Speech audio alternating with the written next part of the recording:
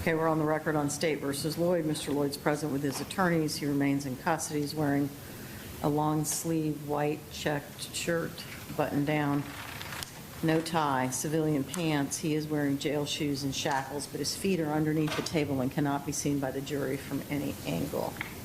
I'll take up the State's motion in limine later on, as it doesn't have anything to do with what we're doing today. State, you ready to proceed? Yes, ma'am. Defense? Yes. All right. Let's bring the jury in. Judge, you're going to go with the rule as to non-family members, convicted detective. If there's any witnesses in this case in the courtroom, are there? Do you have any witnesses in the courtroom? Who's departing? You're a detective. You know the rule of sequestration. Don't talk about the case with anyone. All right. Thank you, detective. We'll call you because we need you.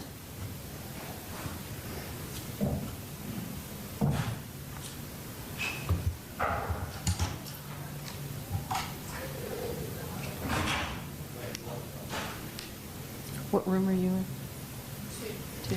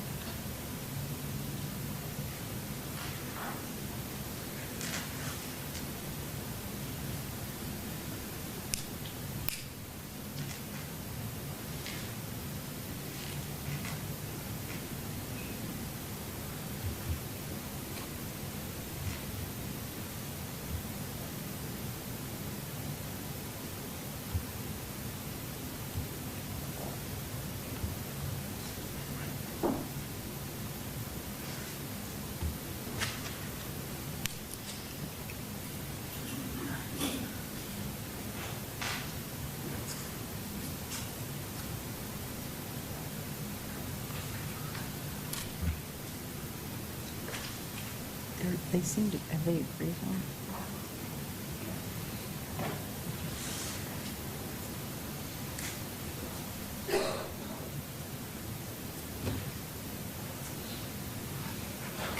You're entered.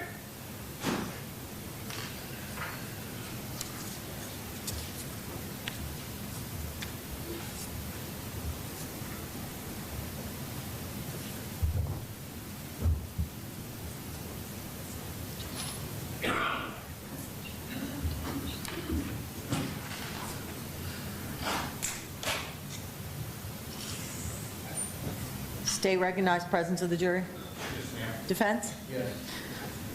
All right. Welcome back, folks. Hope you had a good Sunday. Yes. State, you may call your next witness.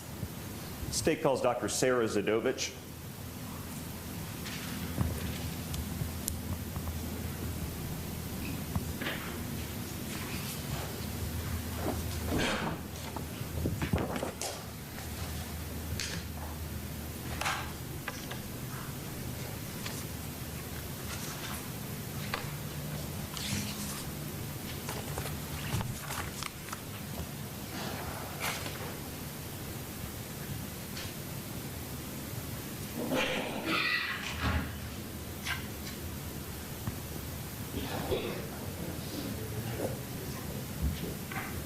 Do you solemnly swear or affirm that the testimony you're about to give is the truth, the whole truth, and nothing but the truth, so help you God? Yes.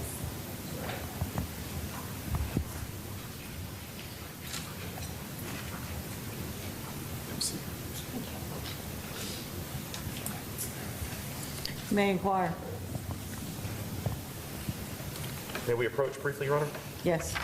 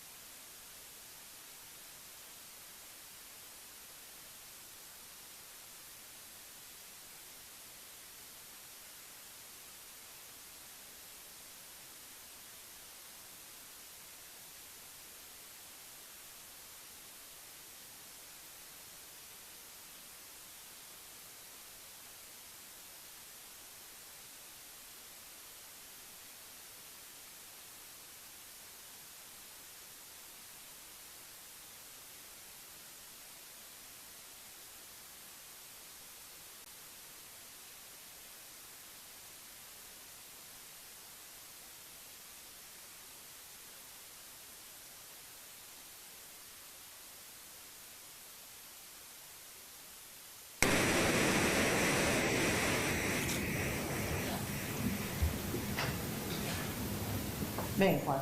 Thank you, Your Honor.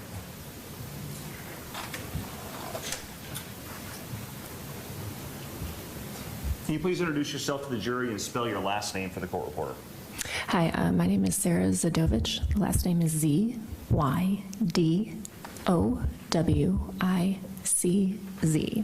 How are you employed? I'm employed as an associate medical examiner at the medical examiner's office here in Orlando. What do you do on a day-to-day basis as an associate medical examiner? So as a medical examiner, our basic goal is to determine cause of death and manner of death in certain individuals that die within our counties or within our jurisdiction. So cause of death and manner of death are a little bit different. A cause of death is a disease or an injury that ultimately leads to someone's death. The manner of death is a little bit different. That's kind of a way to categorize or group deaths based on the circumstances. And so for that, we only have 5 choices. So that would be natural, accident, suicide, homicide, or undetermined. So again, our goal is to determine those 2, the cause and manner of death. Can you describe for the jury your educational background and training that allows you to do that job? Sure. So I have a bachelor's degree in kinesiology from the University of Wisconsin in Madison. I then went to medical school in Kansas City, Missouri. After that, I did a 1-year clinical rotating internship at the Cleveland Clinic in Cleveland, Ohio.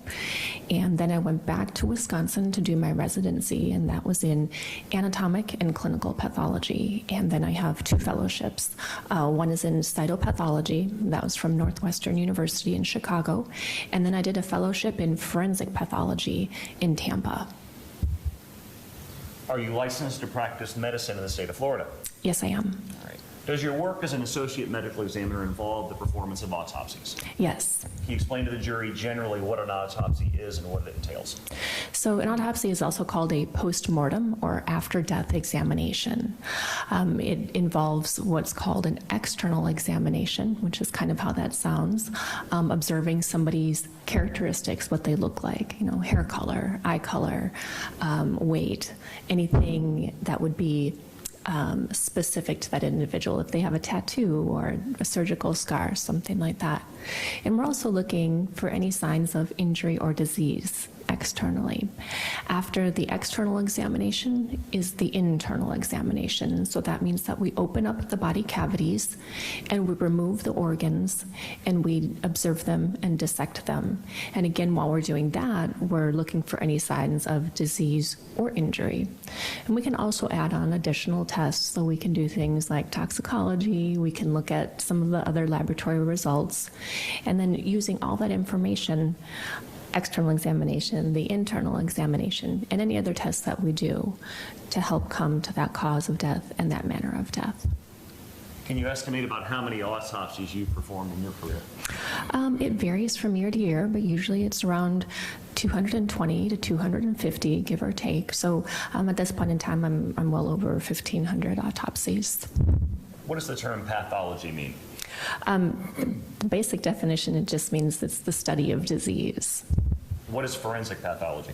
Forensic pathology is a subset of pathology, so it's a subspecialization where we focus on injuries and wounds in a medical legal way. So what that means is when I say we investigate deaths that fall under our jurisdiction, and that's because we operate under a Florida statute or a Florida law that tells us exactly which types of deaths fall under our jurisdiction. And then by law, we are required to investigate those deaths as we do. Are you considered a forensic pathologist? Yes. Did you perform an autopsy on Sharday Dixon? Yes, I did. Would she have been brought from the scene to the medical examiner's office by the medical examiner's investigators? We have investigators that work at our office, and they will go to a scene if there is a scene, and they will take pictures, they'll gather information, and they coordinate the transportation. So they don't actually transport the body themselves. What they do is they ensure that the body is properly prepared in in a shroud, which is sealed, and then we have a third party who transports the body from the scene to our office, and then we ensure that that shroud has not been disturbed at all. So we need to make sure that it's still sealed properly so that nothing happened from the scene to the time that the body comes to our office. But we use a third party to do the actual transport. Was there a unique medical examiner case number assigned to the autopsy of Sade Dixon? Yes. And what was that number? It's number, we start with the year that we're in. And so in this case, this was ME 2016, -1865. And when Ms. Dixon's body was brought to the medical examiner's office, was there any kind of tag or notification or identification on her body to designate who that was? Yes, so at the scene, the investigators will put plastic bracelets around the wrists, both wrists, with the number. And if we know the name of the decedent at the time, that name will also be on the bracelet. And was Ms. Dixon's name on the bracelet? Yes. May I approach? You may. Showing you what's been marked as State's Exhibit Q for identification. Do you recognize the person in that photograph? Yes. How do you recognize? That's Sade Dixon from, this was our initial autopsy photo, one of our initials. And is this the individual you performed the autopsy on? Yeah. Dixon? Yes. This time, State, is this a fair and accurate depiction of what she looked like when you performed the autopsy? Yes. This time, State would move Q into evidence as next in line, Your Honor. Any other objection? I'm sorry? Objection. All right. Over the defense's objection, this will be admitted as State's Exhibit number 25. May I publish? Yes, sir. And is this the photograph that we just looked at? Yes.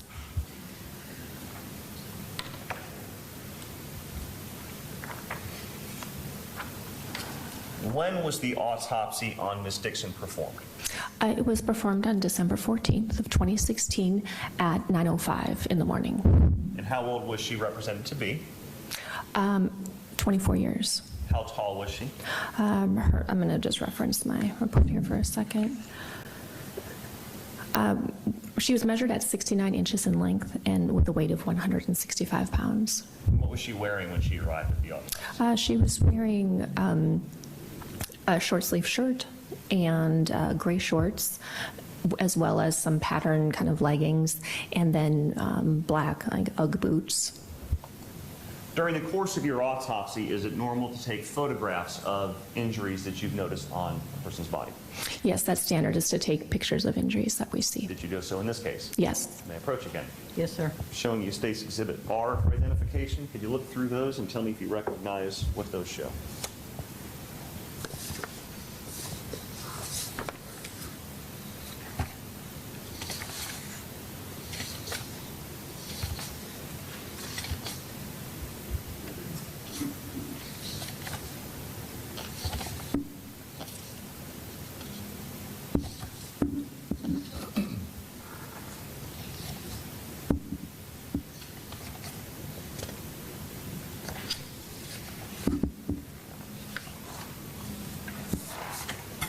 So these are some of the injuries that we documented at the time of the autopsy. Do those fairly and accurately depict the injuries that you documented during the autopsy? Yes. This time, State would move States R into evidence as I believe 26, Your Honor. Objection. Are these 14? Yes, ma'am. Okay. This will be admitted over objection as State's Exhibit number 26, consisting of 14 photographs, composite exhibit.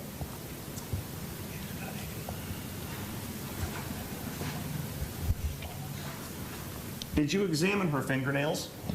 Yes. Describe them to the jury.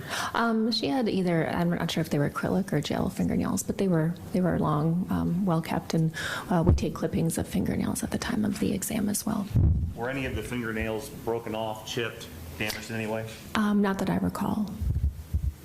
Did you notice evidence of medical treatment on her body when she arrived at the autopsy? I don't believe she had any.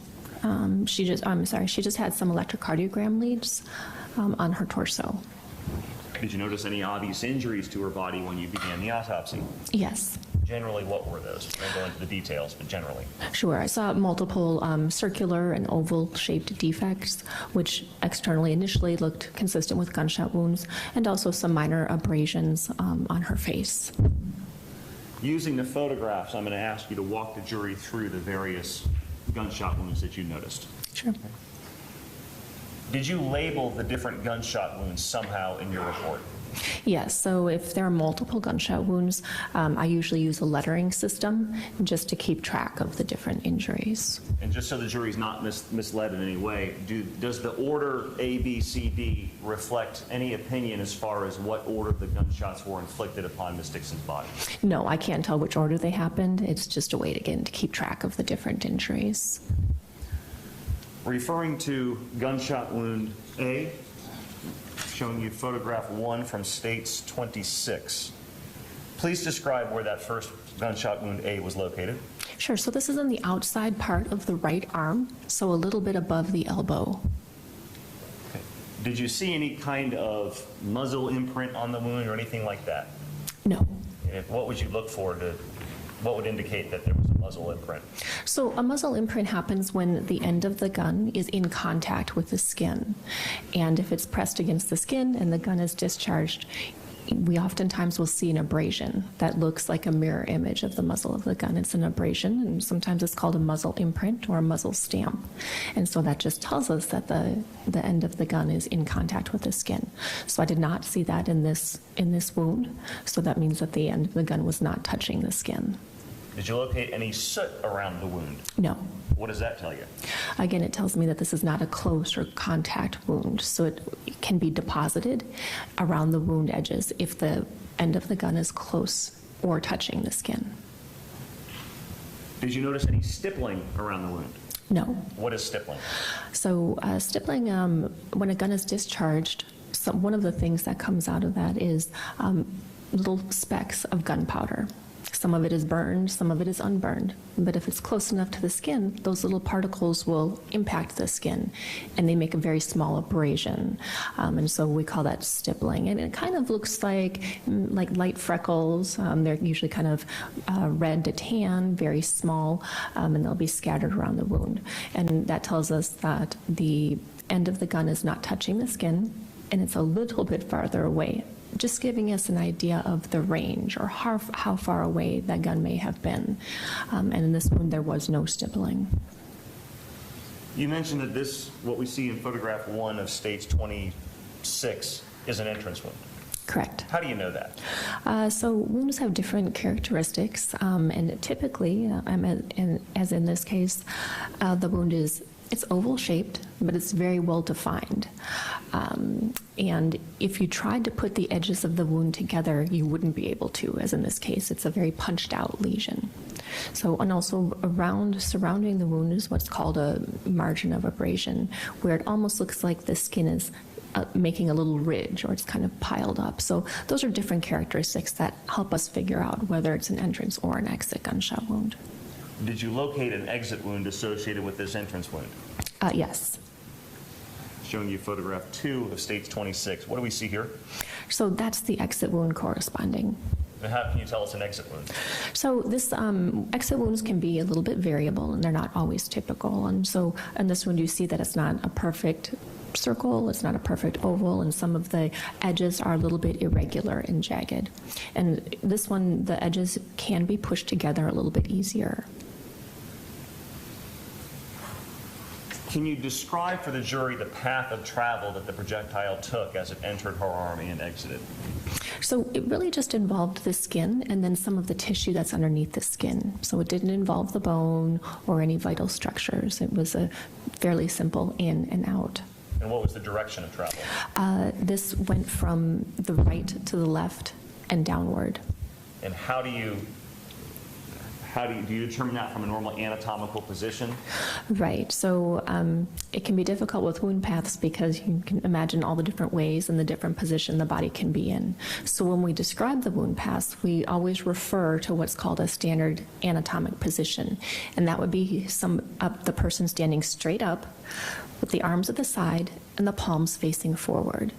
And again, that's so that all the wound paths can be consistent in how we're describing them. That doesn't mean that's the position the individual was in at the time.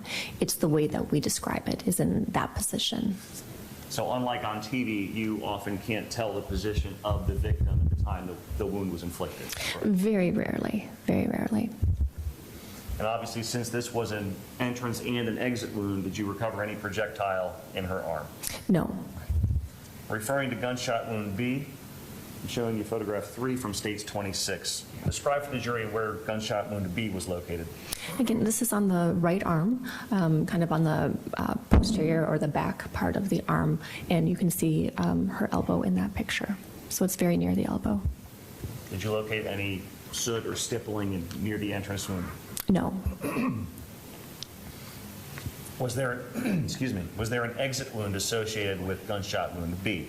There was not. Can you describe the direction of travel that projectile took as it entered her body? It basically went from back to front. It didn't travel a very far distance, so. Were you able to recover a projectile from this wound? Yes. And explain to the jury how you did that. So I knew there was a projectile ahead of time. Before we do the autopsy, we do x-rays, and when we suspect there are gunshot wounds, we do that ahead of time so that we know if there's a projectile so that we can retrieve it. So I knew the general location from the x-ray. I could see where the entrance wound was, and when you retrieve the bullet projectile, the most important thing is to not use too many cutting tools because I don't want to leave any marks on that projectile. So I can usually feel where it is. I make a small incision next to it, and then I just gently kind of work the projectile out. And why don't you want to use cutting tools to mark the projectile up? Well, there can be some characteristics on a projectile that may help identify, that can be matched more or less to a firearm that fired that projectile. I don't do that part. I just collect the projectile. May I approach? Showing you states S as in Sam for identification. Can you take a look at that? Tell me if you can you open it up, look inside, tell me if you recognize the contents. Let me get you some scissors. Oh. Thank you.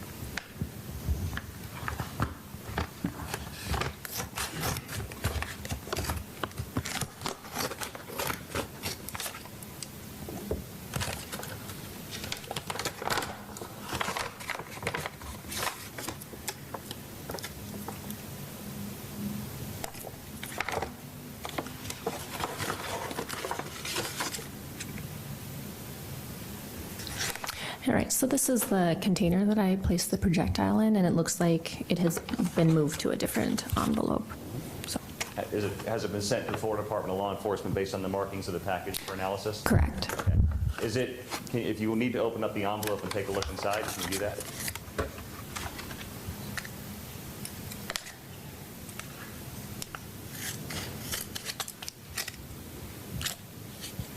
Okay, yes, it's in here. Okay. Is it in the same or substantially the same condition as when you removed it from the arm of Ms. Dixon during the autopsy? Yes. This time, State would move S into evidence as 27, Your Honor. No objection. All right, this will be received without objection as State's Exhibit number 27.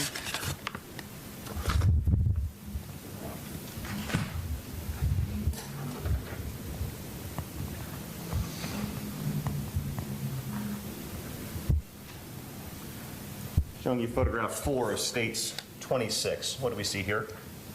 So that's a picture of that projectile after I removed it at the time of the autopsy. Photograph 5 Same projectile, just from a different angle. and photograph 6. Sure, and so that's the bottom portion of that projectile. Okay. Referring to gunshot wound C, showing you photograph 7 of States 26. Can you explain what we're looking at here? Sure, so you can see actually two defects. So one is an entrance gunshot wound, and the second is an exit.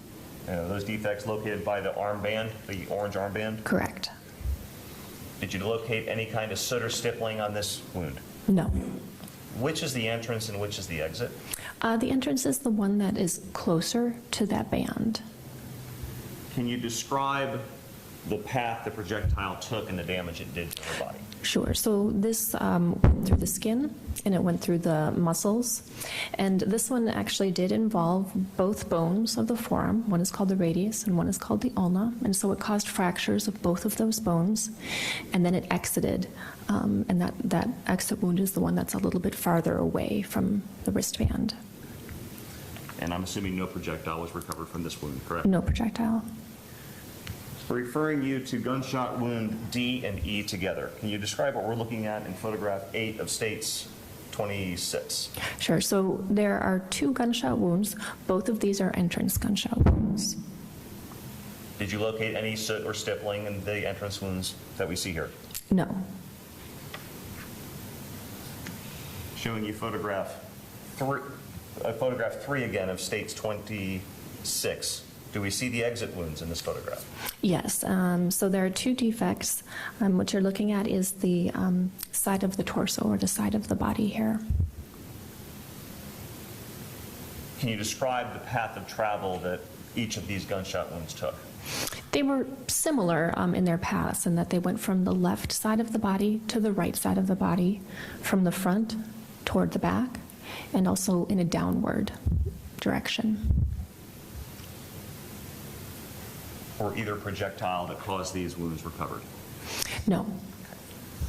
Referring to gunshot wound F, showing you photograph 9 of States 26, what do we see here? So you can see an entrance gunshot wound, and it's in the middle of that tattoo, so where that red flower is. So that's an entrance gunshot wound. Did you locate any soot or stippling around the entrance wound? No.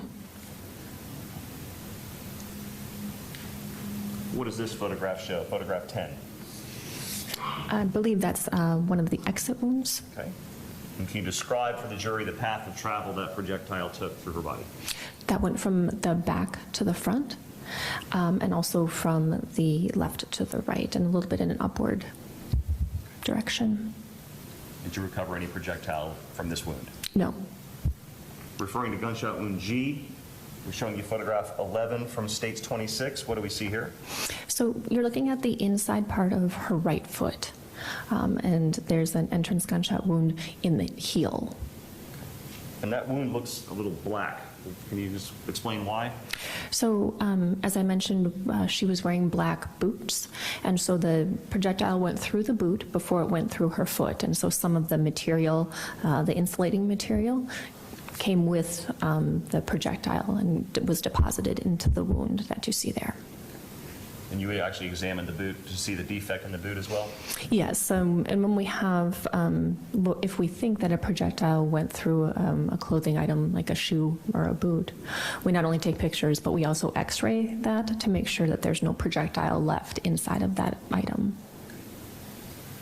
Showing you photograph 12 of States 26. Did you locate an exit wound from that wound in her foot? Right, so that's the exit wound corresponding. Okay. What was the direction of travel of this projectile? That was from the left to the right. And I'm assuming no projectile was recovered. No projectile. Referring to gunshot wound H, showing you photograph 13 of States 26.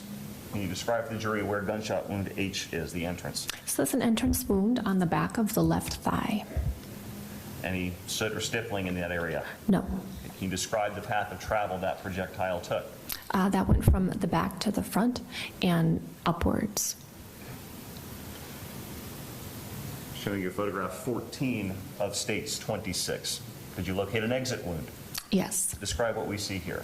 So you kind of see 2 areas. One that's kind of in the what's called the inguinal fold, or where the underwear would lie. So that's the exit wound. And then a little bit above, kind of near where the tattoo is, you can kind of see an irregular wound with some kind of red-brown abrasion. So the wound itself, the exit wound, is the one that lies in the inguinal fold. Oh, I'm sorry, inguinal. Spell that? Sure. I-N-G-U-I-A-L.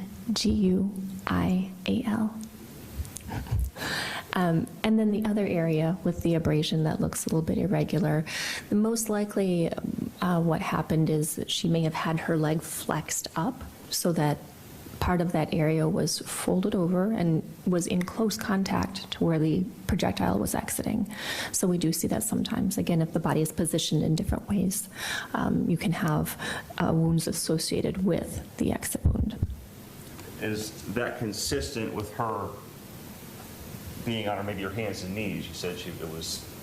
It could be. It could be, or if somebody is standing, and if you think about you bend your knee up and you bring it close to your body, it could be that position as well. So any way in which the top part of the leg is flexed towards the body could have caused that wound. And the direction of travel, you said, was upward? Correct. Did you recover a projectile from this wound? No. So of all the wounds, you recovered just the one projectile from her arm, right? Yes. Based on the appearance of the gunshot wounds, were they all inflicted at or about the same time? Yes. Based on the injuries, what is the likelihood that Ms. Dixon would have been mobile after being shot this many times? Well, mobile, not for very long, and the reason I say that is because when we saw the pictures of the gunshot wound of the torso, one of those went directly through her heart. And so we know that she would most likely be able to move a little bit, or be mobile, or be conscious for a very short period of time. But the problem is blood loss. And so with the heart being damaged, with it being perforated by the gunshot wound, the blood loss is very rapid, which means that she would not be mobile for a very long period of time, and most likely not be conscious for a very long period of time. Did you also do an internal examination of Ms. Dixon's body? Yes. Did you locate any signs of disease or anything like that that could have contributed to cause her death? No, not natural disease, no. During your autopsy, were you able to determine whether Ms. Dixon was pregnant? Yes, she was pregnant at the time of her death. And how did you determine that? Visually, I found a fetus within the uterus, as well as doing chemical test or blood test. Regarding the visual examination, were you able to determine the length of the fetus? Yes, so we can do a couple of measurements to help determine the age, and we do what's called a measurement from the top of the head to what's called the rump, or beneath the buttocks, and you can also measure from the top of the head to the feet. Were you able to notice whether or not the fetus was male or female? It appeared to be a male fetus. And how long was the crown to rump length? I measured at 8.2 centimeters. Using that measurement, what does that mean as far as the stage of development of the fetus? Sure, so that would correspond to around 12 to 13 weeks gestational age. You mentioned you also did some kind of laboratory analysis. Yes. Explain what you did to the jury. Sure, so I did a blood test called HCG, or that's called human chorionic gonadotropin. It's a hormone that's released by some of the cells that are in the placenta that's associated with the fetus. It's the same chemical that's used to detect a pregnancy, but when we look at the levels, you can also it will also give us an idea if the pregnancy has ended. So when I mean the pregnancy has ended, that could either be from a childbirth or miscarriage, or in this case, maternal demise or death of the mother. Those levels will fall almost immediately. So if those levels fall almost immediately and your autopsy was done, I believe, the following day? Yes. Were the levels that you noticed in the lab results consistent with the crown to rump length of the unborn child? Right. So consistent for the fact that I know that there was maternal demise, meaning that the value that I received from the lab was lower than what you would expect for a 12 to 13 week gestational age fetus. However, knowing that the mother had died more than 12 hours before, that corresponds to the fetal death as well as the maternal death. Did the gunshot wounds inflicted upon Ms. Dixon also result in the death of the unborn child? Yes. Based on your autopsy, did you determine what the cause of death was regarding Ms. Dixon? Yes, the cause of death was multiple gunshot wounds. Did you determine what the manner of death was? Yes. What was it? Homicide.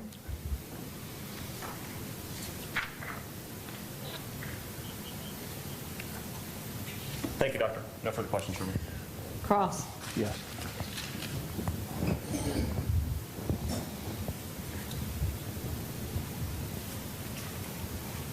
Good morning, Doctor. Good morning. So, how many projectiles would we expect to find, since you only found one, based on the number of wounds that you saw total? Right. Well, all I know is that I have 8 separate gunshot wounds and 1 projectile that I recovered. Right. So 7 projectiles is what we should find, correct? I don't know if the gun was discharged more than that or not.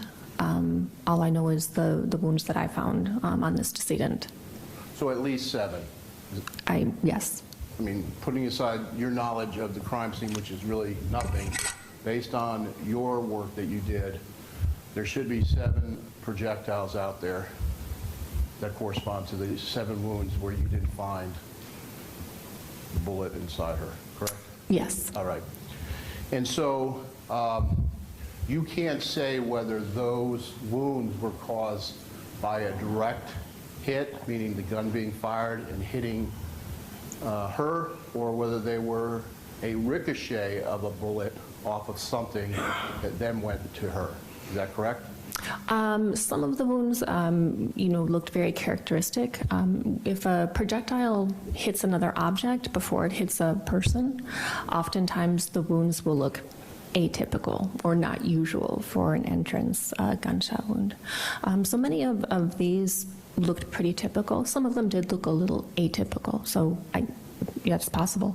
Okay, so the ones that looked atypical are wounds that could have been caused by a ricochet off of something. It's possible. Okay. And you can't say with any certainty which shot was first and which shot was last. Correct.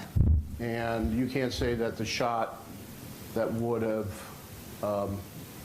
hit the heart was the first, second, third, or last. Correct.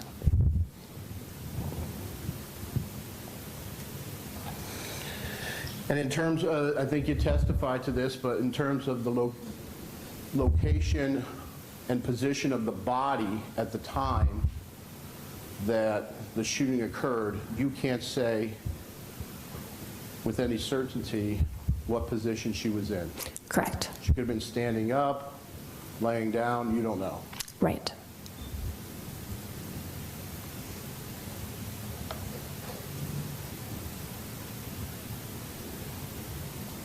Now, you indicated that the fetus was approximately 12 to 13 weeks, correct? Yes. And there would have been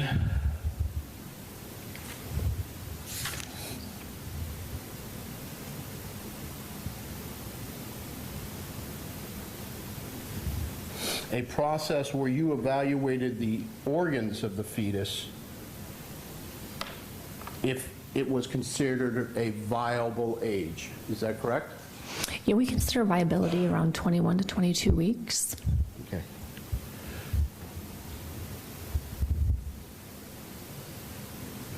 Those are all the questions. Thank you, ma'am. Redirect.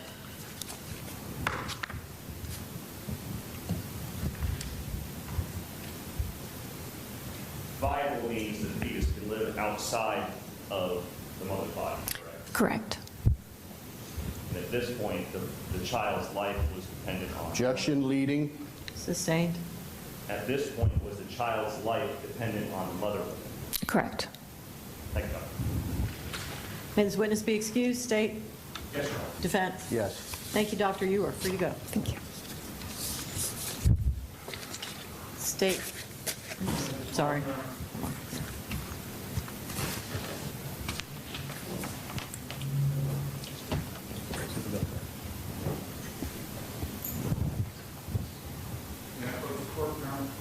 Yes, of course.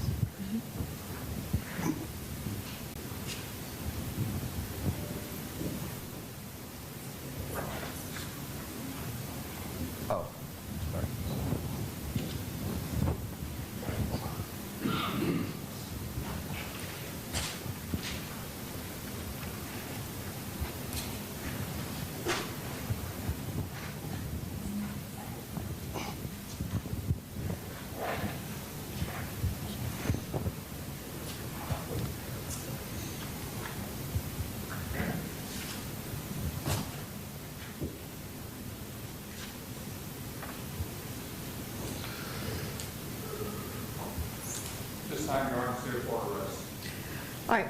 Ladies and gentlemen, the state has rested their case. I need to have a legal discussion with the attorneys, so I'm going to send you back to the jury room. We'll bring you back just as soon as we can.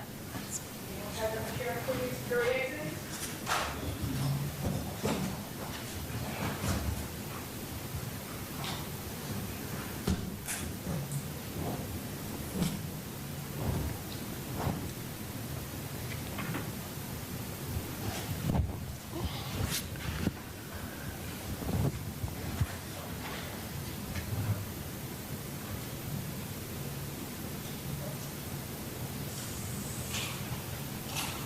So you good or you need a break? You good? You're good? Okay. All right. Mr. Lyman, you have a motion? Mr. Schwartz, you have a motion?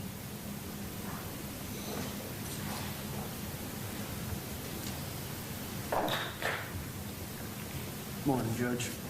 Good morning, how are you? Good, thanks. You know that swivels. Pardon me? That podium swivels. That's all right, Judge, and I won't move it too much.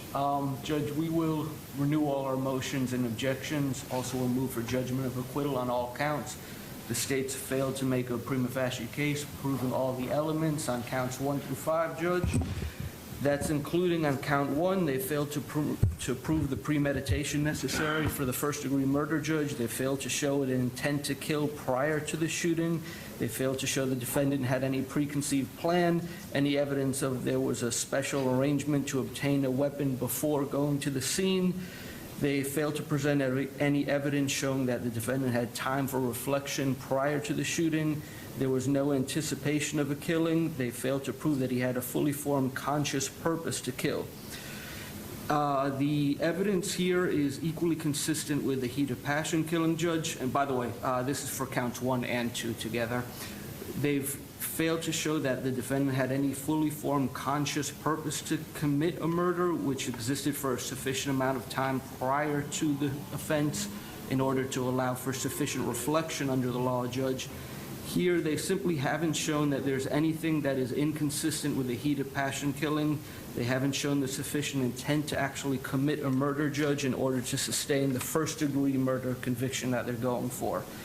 It requires here a fully formed and conscious purpose to actually take the life of another human being, which is formed with reflection and deliberation, both at the time and before and during the homicide. All of this hasn't been proven regarding counts 1 and 2, Your Honor.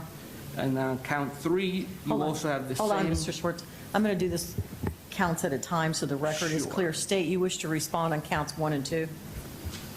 Not only that, at this stage, all of the evidence recently has taken the light most favorable to the state. The testimony of Ronald Stewart, as they were leaving to go inside the house, and it said, no, she's not going to happen, no, she's not going. They removed the gun from his pocket.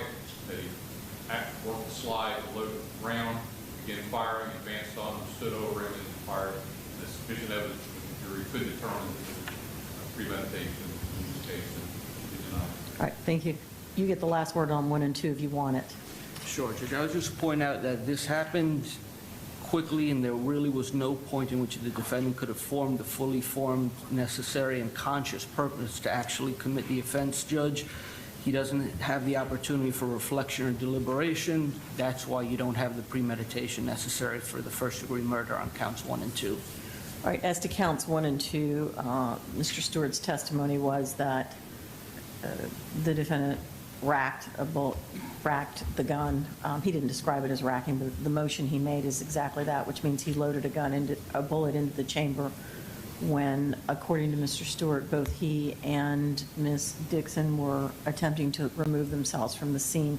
That would be sufficient for a jury to determine that there was premeditation. The state has established a prima facie case as to both of those counts. Of course, the second count, this is just for the record, being tied to the mother's death because it's the child. So you may proceed. The JOA on 1 and 2 are denied. Go ahead. And then on 3, Judge, the same argument regarding the premeditation and the design to kill, but also adding that he didn't commit an act with the intention to cause the death of Mr. Stewart. So for count 3, the state's failed to make a prima facie case proving all of their elements. State, you wish to respond to count 3. As to the premeditation, Your Honor, be the same as before, as the act intending to cause death.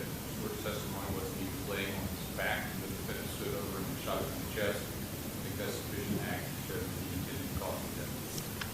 You get the last word if you want it on that one, Mr. Schwartz. No, Judge, nothing further. All right, on that one, the court does find the state has established a prima facie case. Mr. Stewart additionally said that it was his impression that the defendant was aiming for his heart, which would be enough to establish premeditation. So as to count 3, state has met their burden. The motion for judgment of acquittal is denied. Next. Then for the remaining counts, the attempted felony murders, Judge, the state hasn't proved that Mr. Lloyd committed or attempted to commit the underlying felony of a murder. They also haven't proved that he committed any intentional act that isn't the essential element of the murder itself. There is evidence that's been presented of a discharge of a firearm, but that itself is an essential element of the underlying felony, which is the accusation of murder. So the discharge of the firearm itself isn't sufficient to create that essential element that isn't of the underlying felony. Therefore, they haven't met their burden for counts 4 and 5. Mr. Ridgway. The underlying act is the final 2 shots, which according to both Dixon Daniels and her son, the defendant fired at the door after they opened the door and peered at it. That's an independent act from the murders that constitutes the felony. Mr. Ridgway, I have a transcript of the testimony of both Ms. Dixon Daniels and Mr. Stewart. They did say there were 2 shots fired after they slammed the door.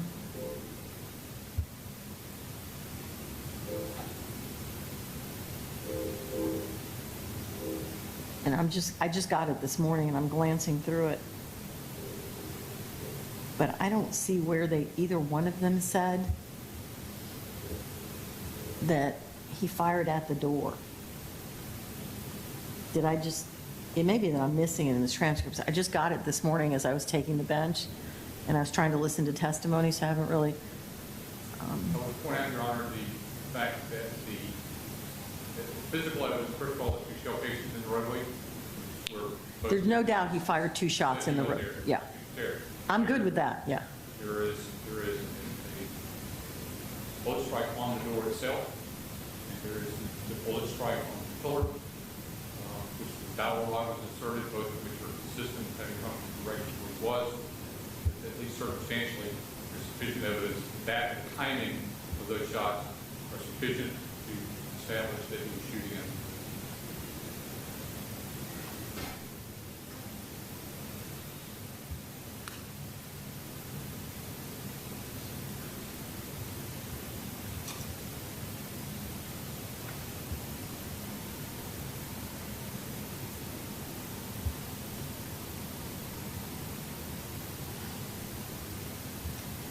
And I would also point out our testimony of both of those witnesses, Dominic Daniels and Dixon Daniels, was that the other 2 victims were laying on the sidewalk at that time on the porch, so they were obviously down.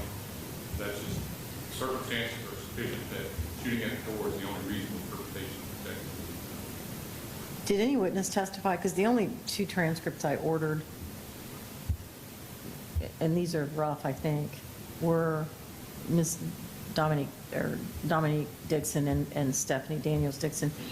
Did any witness testify as to when the shot hit the door, or you're just assuming, or are you just basing this circumstantially?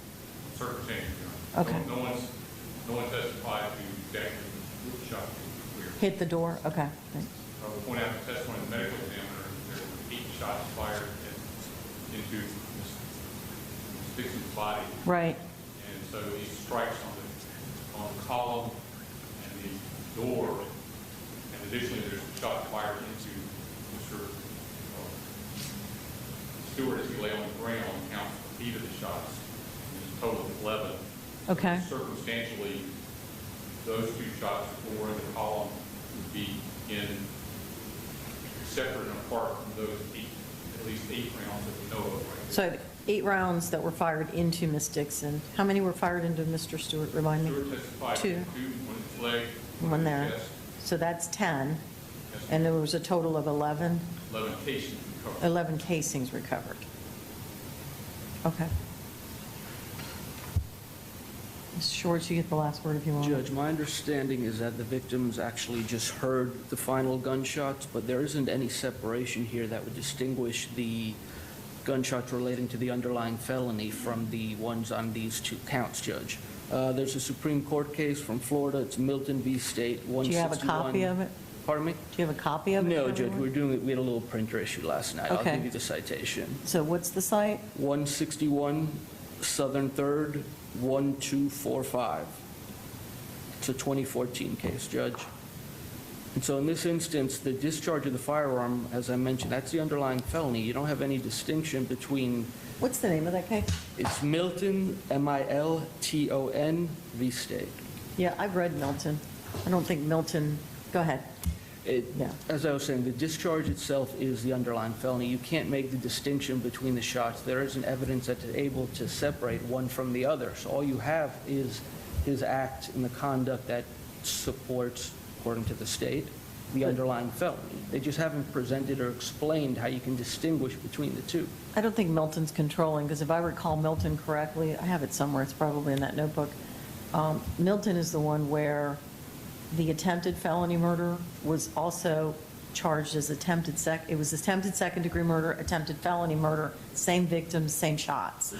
This is different. He was firing into a crowd in Milton. Right, but So they you were the did- you had same. multiple potential victims there, Judge. Okay.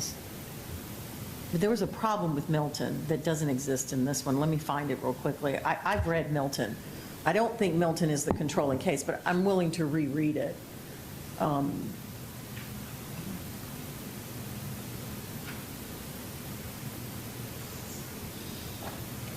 I'm sorry, go ahead. I interrupted your argument. Go ahead. No, that's all, Judge. You just, as I was mentioning, you don't have the separation that's necessary to distinguish one from the other. I don't believe that's your strongest argument, because what you're hearing is the shooting had stopped when Mr. Dixon and Ms. Dixon Daniels opened the door. Mr. Dixon, Dominique Dixon's testimony was that he saw Mr. Lloyd raising his hand. He didn't say what he saw in the hand, as I recall. He slammed the door shut. And then they heard 2 gunshots, which were separate from the gunshots they all heard originally, which were the ones that resulted in the death of Ms. Dixon and Mr. Stewart being shot. So any other argument you want to put on the record? No, on that Judge. one? I'm sorry? No. Okay. Thank you. Let me read, I'm just going to reserve for a short period of time on these 2. I just need to finish reading these transcripts. So state, you're relying on the circumstances of separate gunshots, the strike in the door, the strike in the column. Well, as the court pointed out, there was a circumstance of the fact that the shooting had stopped. When the door opened and the 2 family members were in the door, they saw the defendant raising his hand, not a big stretch to assume there's a gun in his hand. They then slammed the door, and then the shot was fired. The shot was in reaction to him opening the door, combined with all the other circumstances, satisfy the burden at this point. Okay. Let me just, I'd like to go ahead and rule on all of this right now, so give me 1 second to finish reading Mr. Daniels' testimony. Sure, go ahead. Why don't you guys take a 10-minute break while I read through all this?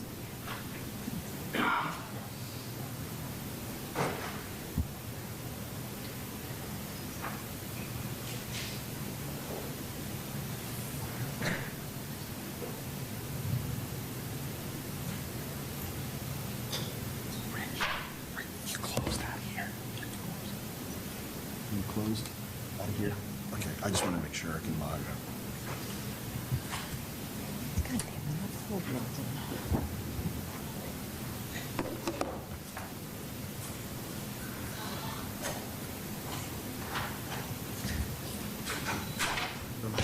Cover courtroom 23, is that right?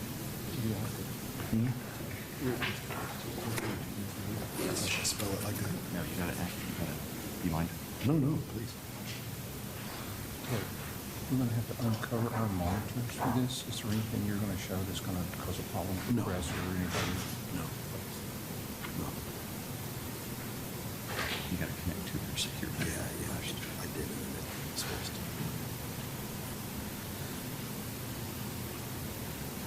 On. Now pull up up your visa. No. Nope, sorry. Yeah, no, that's okay. It's just a VPN. Yeah, otherwise I can't access Dropbox. Solutions. Yeah. Start button. What? Should connect this. It was the firewall was done. There you go. Okay, beautiful, man. Thanks.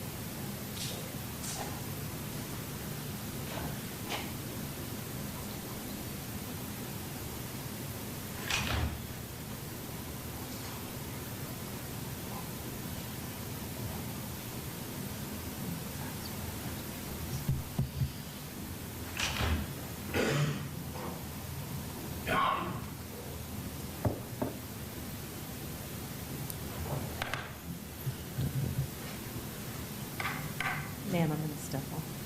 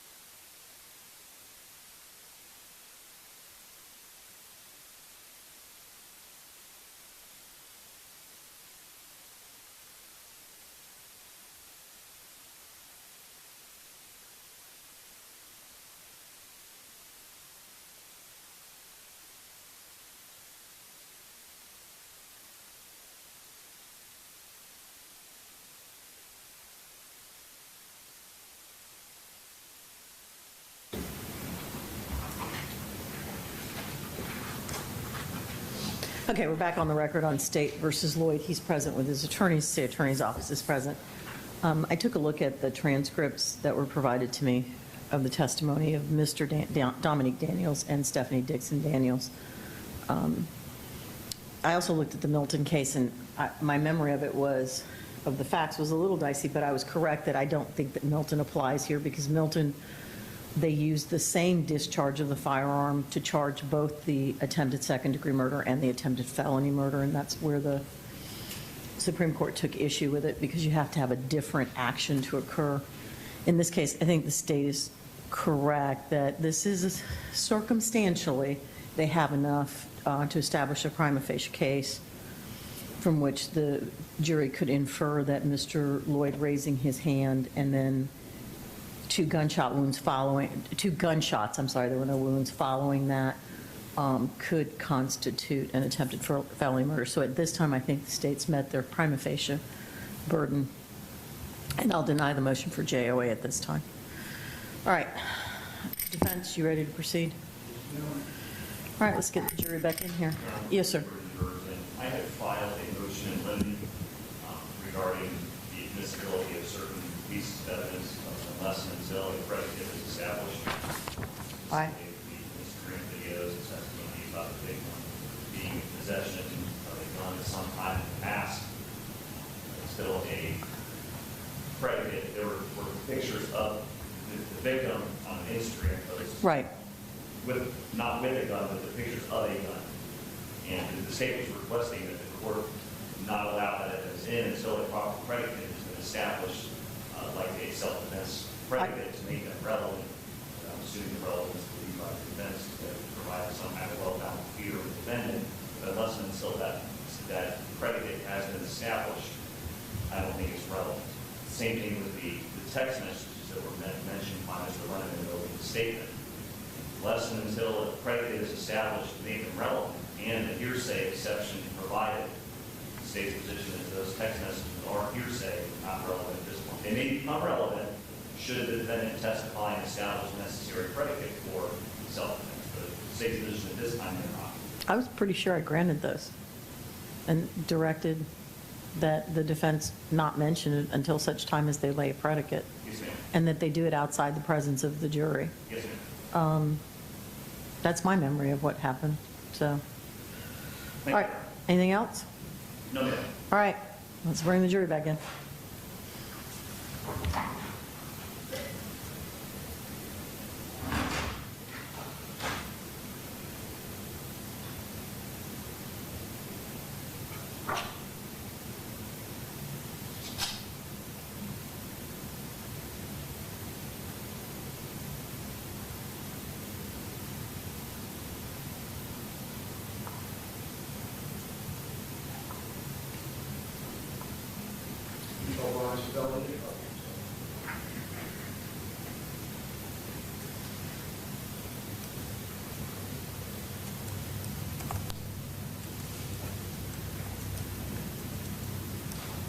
Your name, correct?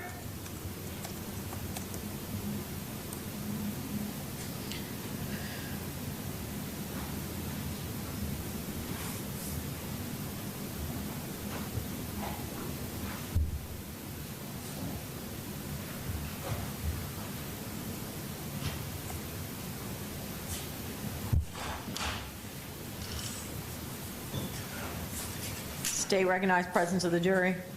Yes, ma'am. Defense. Yes. All right. Ladies and gentlemen, the state of Florida has rested their case. Mr. Lunneman, you may call your first witness. Detective Savali.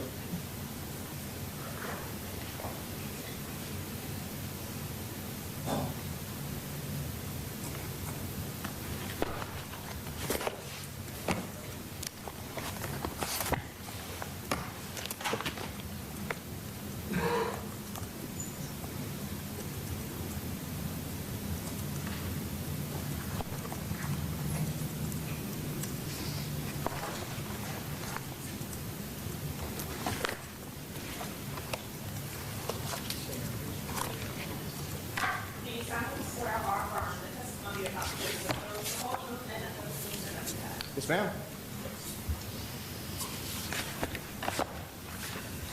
Have seats.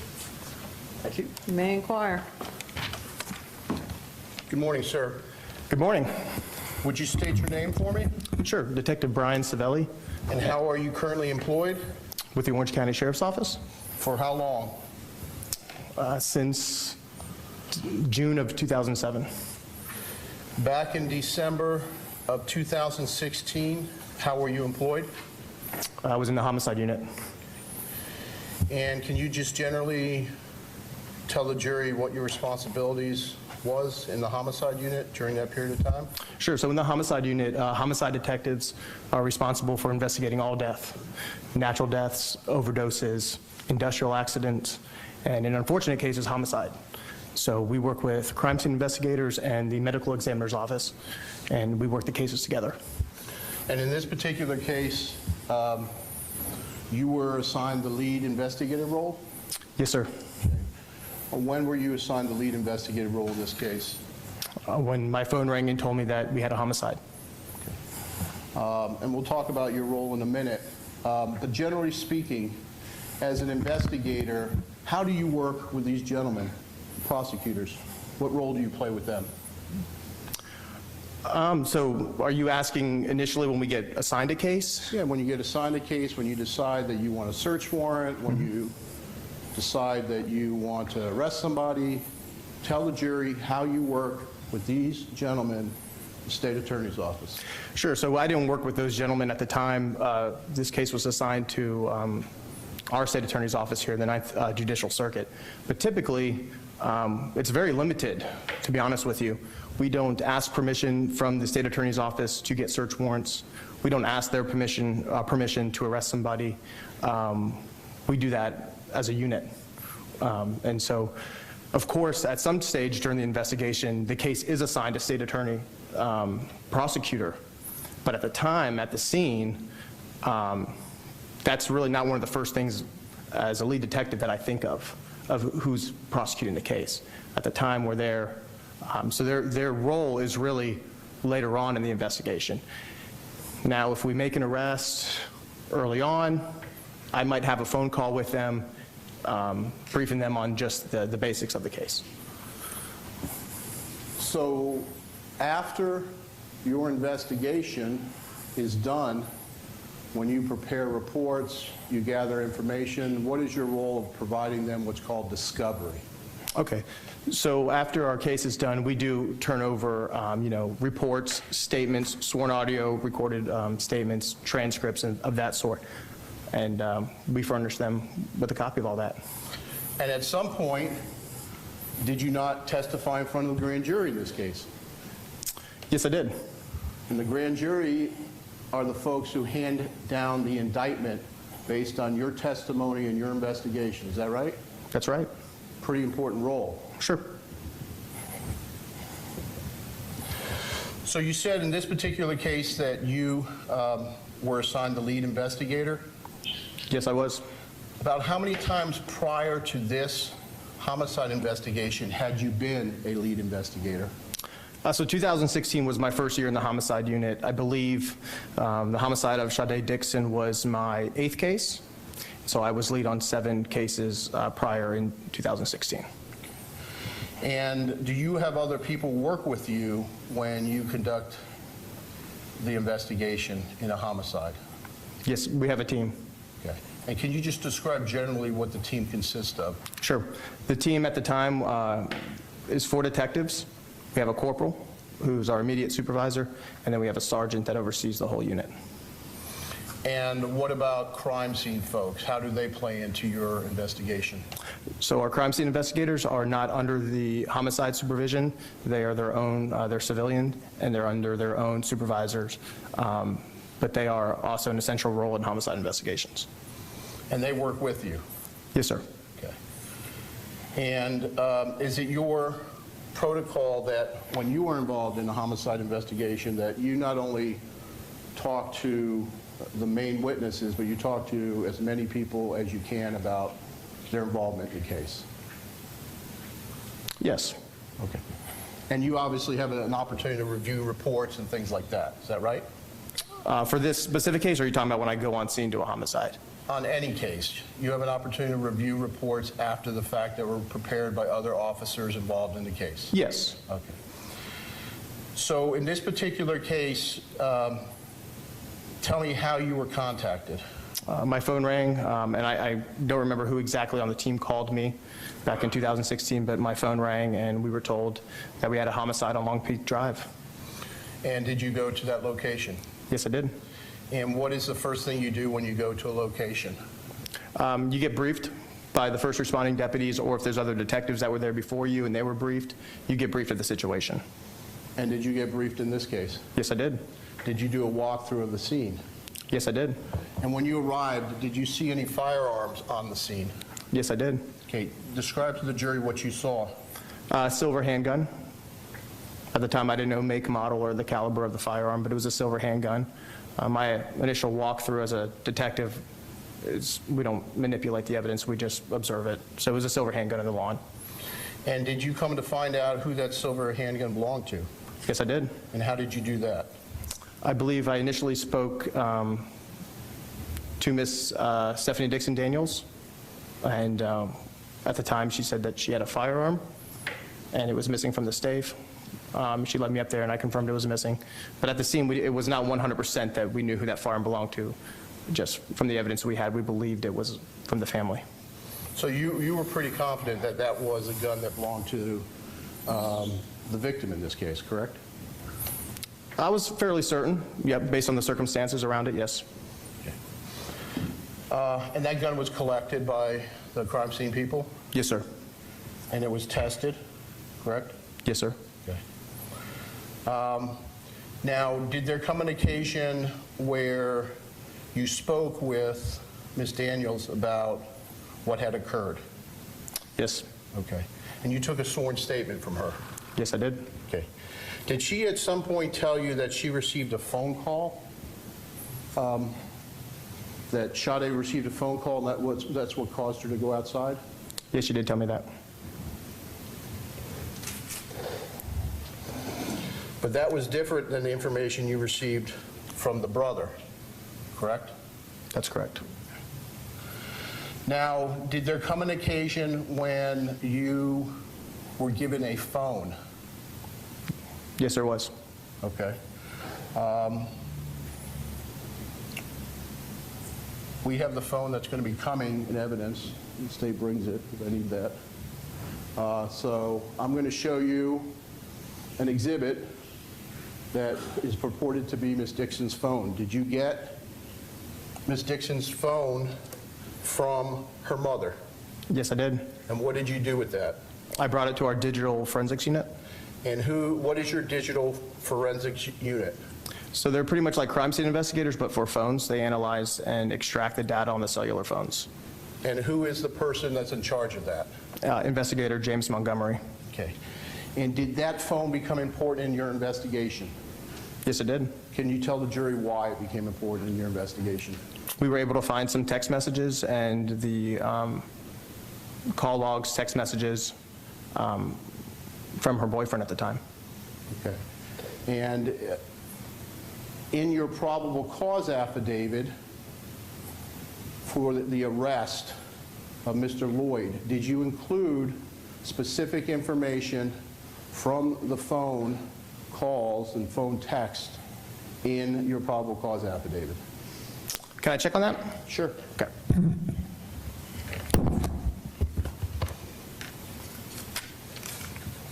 As a matter of fact, the arrest affidavit was done on the 14th, and I recovered the phone on the 15th. So no, the information from the phone was not in the arrest affidavit. I'm sorry. Did you include that in your testimony to the grand jury? Sustained. Don't answer that. Move on. Did you include that in the 26-page report that you prepared in this case? Yes, I did. In my report, the text message and phone logs and stuff were covered in that. And as a matter of fact, on page 13 of your report, you begin to detail the recovery of Sade Dixon's cell phone and outline texts that began on December 10th, 2016, which is 3 days before this incident. Is that correct? I did outline text, yes. They began on December 10th, 2016. Isn't that right? I believe so, yep. And they continued all the way through after the fact in this particular case, is that correct? Yes, sir. That's after the shooting. There were several texts by Mr. Lloyd in this case. Yes, sir. And those are included. In my report, yes, sir. And also included is that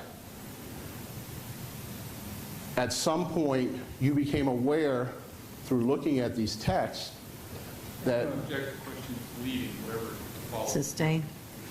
did there come an occasion when you became aware that Sade Dixon was taking snapshots of Mr. Lloyd's Facebook? I don't recall every single text from the 10th, and I actually don't recall that specific fact, as I said here. If it's outlined somewhere in the text messages from the 10th through the morning of the 14th, there might be, but I don't recall as I'm sitting here. Screenshots.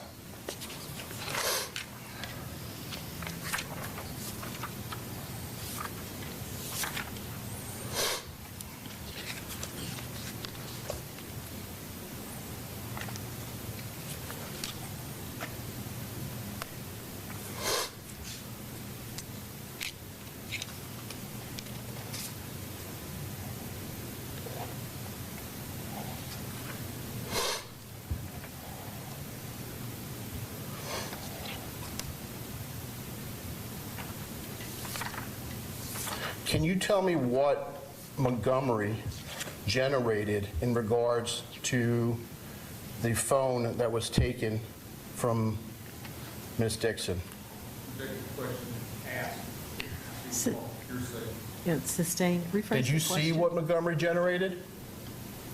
Yes, that's how I got the text messages for my report. And how many pages of text messages did you review? I don't recall how many text message pages I reviewed from the phone. Obviously, there's a lot of text messages from different contacts and different people. Do you recall that there was, in those text messages, Object leading. it's a Sustained. did. I'm asking if he did, Judge. Rephrase the question. Do you recall whether in those text messages that there were 3 screenshots from Miss Dixon the day that this shooting occurred? I don't recall that, no.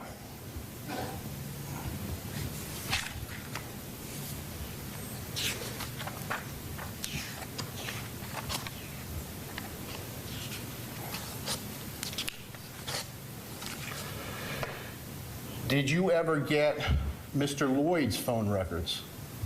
I did not ever get Mr. Lloyd's phone records. Did you attempt to get them? Yes, I did. Did you follow up when you did not get them? I don't believe so. I know I filed a search warrant for his historical cell site records, and I never did receive them through the Florida Department of Law Enforcement. Did there come an occasion when you were able to verify in the course of the investigation, outside the context of the family members who identified Mr. Lloyd, an arrest report regarding Mr. Lloyd being a victim of a robbery? Yes, I became aware of that. Okay. And did you obtain that arrest report? The arrest report or the incident report? Or the incident report, I'm sorry. Yeah, it was just an incident report. I believe it was filed in November of 2016, and I did have a copy of it. And it was filed because while Mr. Lloyd was working at Texas Chicken, he had been robbed, and Ms. Dixon was part of the reporting process of that. Is that right? Sustained. Do you remember the information in that report? Yes, I do. Okay. And Mr. Lloyd was listed as the victim, is that right? Object to giving cause for hearsay. Sustained.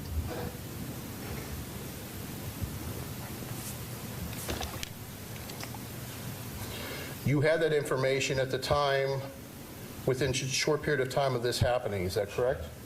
Yes, I did. All right.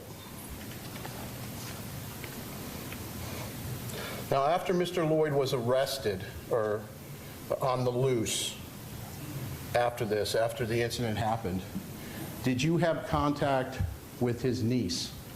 Yes, I did. And did she have communication with you where she had indicated that Mr. Lloyd would turn himself in if the press would stop lying on him? I don't remember if that was her exact words about turning himself in. She had inquired about the fact of there being a firearm on the scene, and I had told her that we don't release specifics of the crime scene to people that were not there and were intimately involved in the case. But I don't recall if she said he would turn himself in or not. I don't believe that was ever brought up. Do you remember giving a deposition in this case? I do.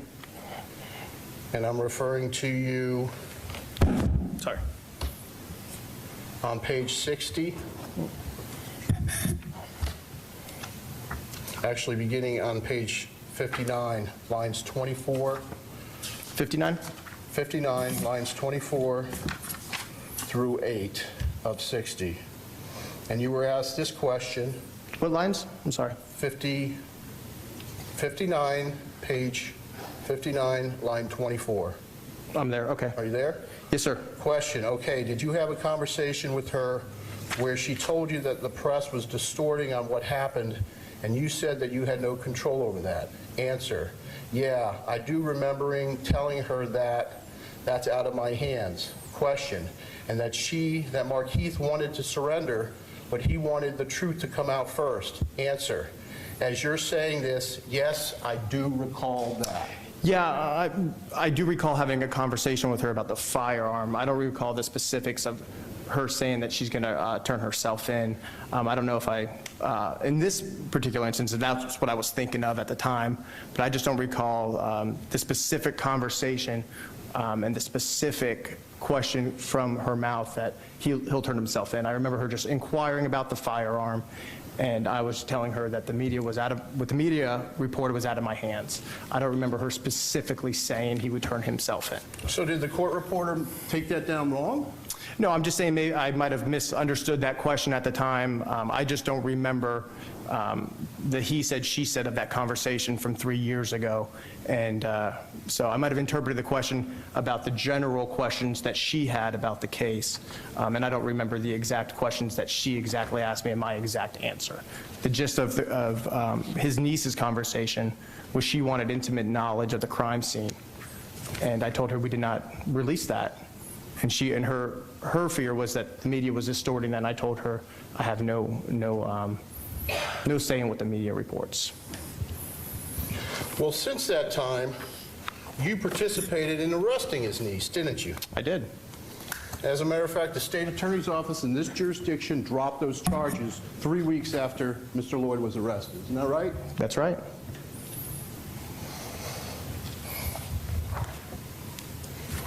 So she sat in jail 3 weeks based on your arrest. Is that correct?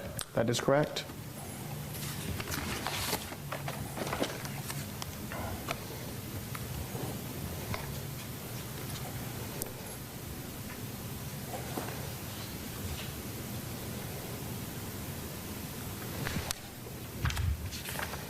If I can have a moment, Judge. Sure.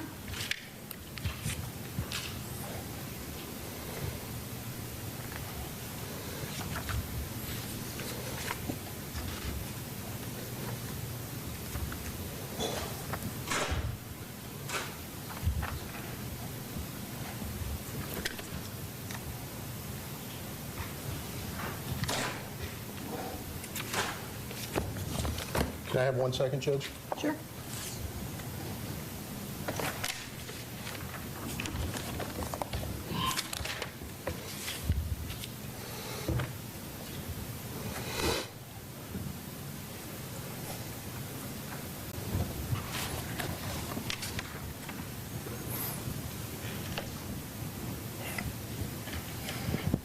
Just 1 minute, Judge.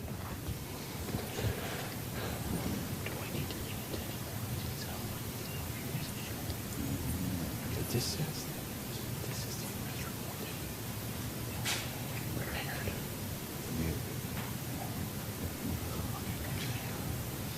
That's his report. Wait, hold on.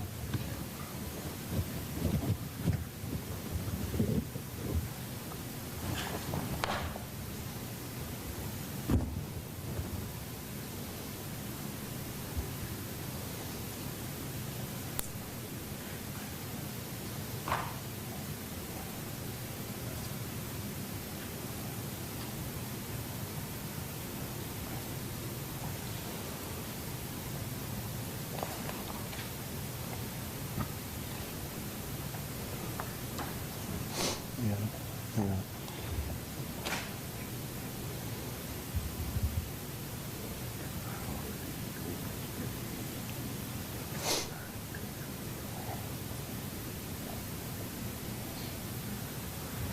Isn't it true, Detective, that in your arrest report, because you prepared an arrest affidavit when you arrested young Lakensha, that you said that she knew where he was at, and that's the reason you were arresting her. Do you remember that? That was not the basis, the full basis and probable cause for the arrest of Lakensha.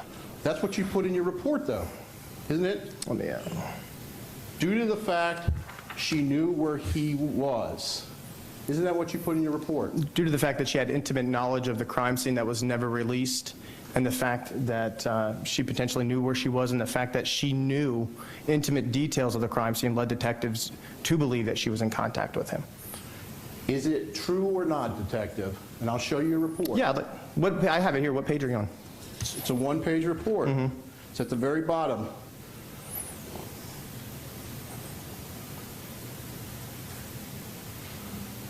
Do you see it? Lakensha Lloyd, I'm trying to see where you're at in the report. Lakensha Lloyd contacted the, I'm sorry, go back up.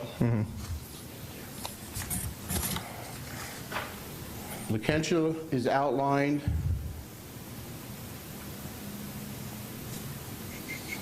Oh, sorry. Lakensha Lloyd stated she would assist in the apprehension of MARKEITH Lloyd due to the fact she knew where he was.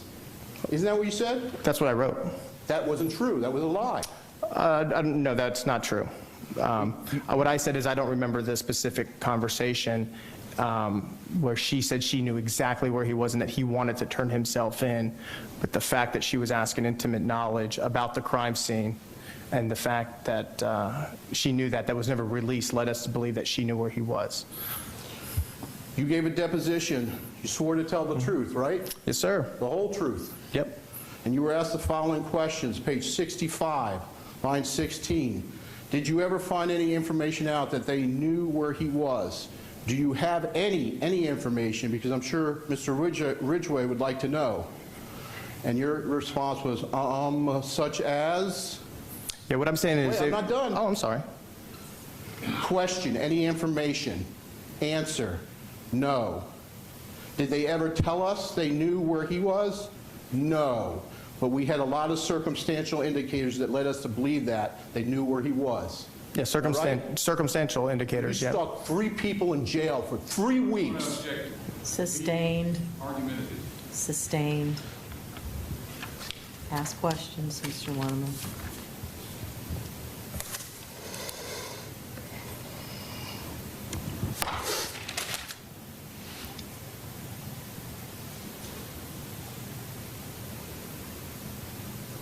You went on Mr. Lloyd's Facebook and obtained several videos, did you not? Yes, I did. One of those videos was... What is the question? Are you asking what's in the video, or are you just going to ask him what the video? What are the videos that you got? All right. Tell the jury. Yeah, I had a video of an ultrasound with him and Sade at an ultrasound. And then I had another video that was referenced in the text messages with Sade of him at a strip club. And they were documented in your report, weren't they? Yes.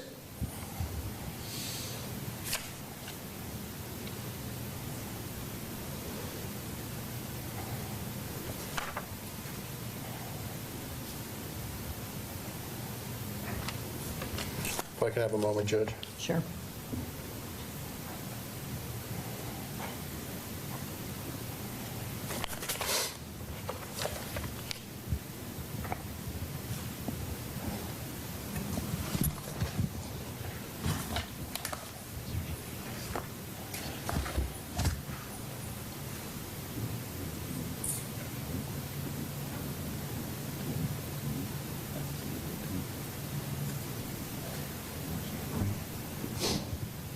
Also, one of the people you arrested was his ex-girlfriend, Jamise. Isn't that right? That's right. And you were aware that she was mentally ill at the time you arrested her. No, I was not aware of that. I have nothing further. Redirect. Or, I'm sorry, cross. Detective, conversation that you had with the niece, what was the purpose of that conversation? What were you trying to accomplish? Sure. The conversation took place Christmas Eve of 2016, and we were pleading with her and the family if he could turn himself in, just trying to put this to rest. Now, the fact that there was a second gun at the house was not something that you had released to the press, was it? I never released that to the press. That's correct. And the fact that she knew that there was a second gun there told you that she had been talking to the defendant. Yeah, talking to the defendant or the Dixon family, and that was highly unlikely. Because as far as you know, the law enforcement officers, the Dixon family, and whoever committed this crime would be the only people that would be aware of that second gun. That's correct. And if someone is helping some other person avoid arrest, is that a crime for them? Yes, it is. Or accessory after the fact? That's correct. Thank you. I have no more questions. Redirect.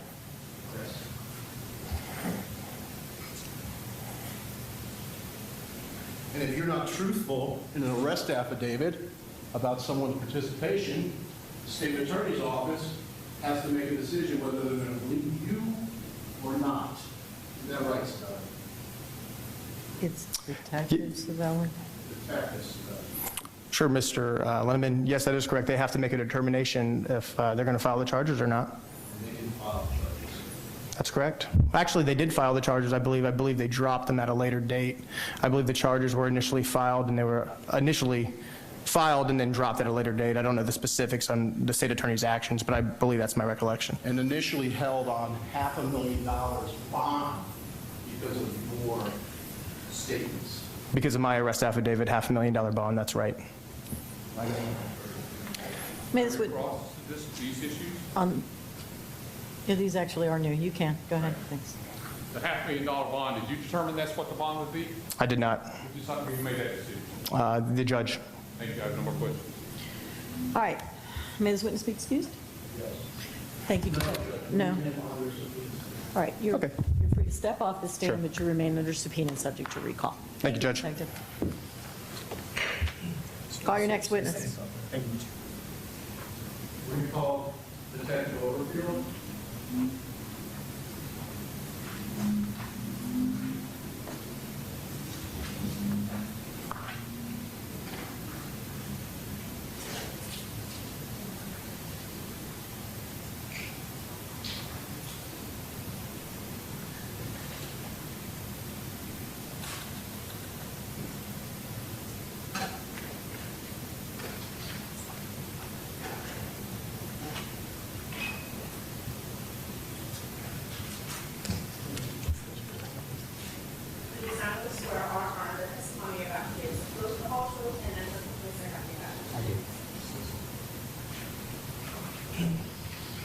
May I inquire?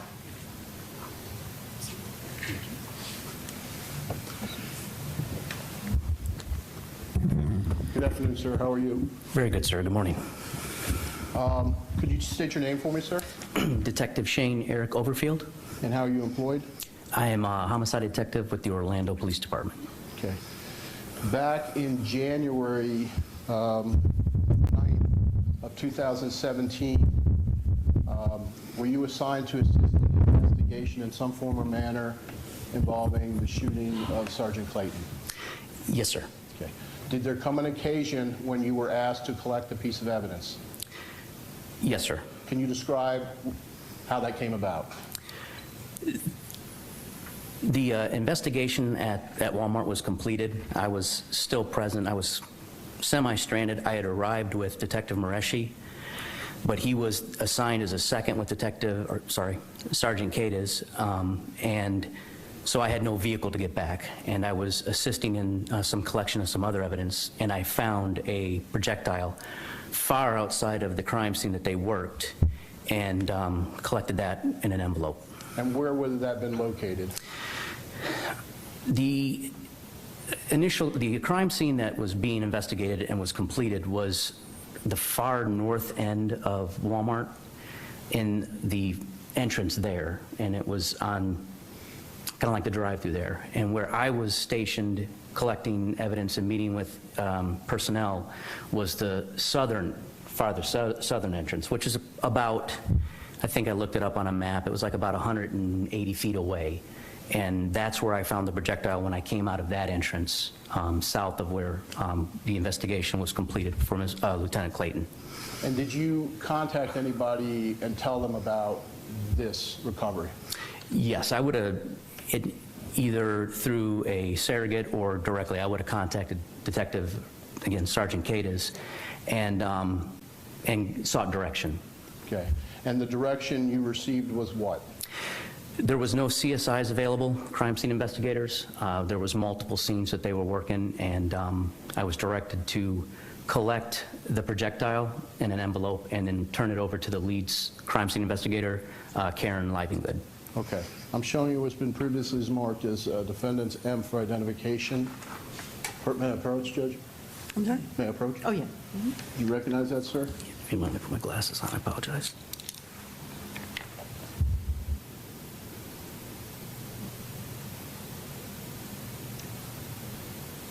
Yes, sir, I do. And what is that? That is the envelope that contains the projectile that I located in the south entrance. All right. And so you put it in the envelope and you turned it into CSI? I delivered it directly to her at the crime scene lab and in the envelope. Okay. I move this into evidence. Any objection? All right, this will be received without objection as defense exhibit number 5. Those are all the questions I have for this gentleman. Cross? No question, Your Honor. All right, may this witness be excused? All right, Yes. thank you, sir. You are free to go. Thank you, Your Honor. Call your next witness.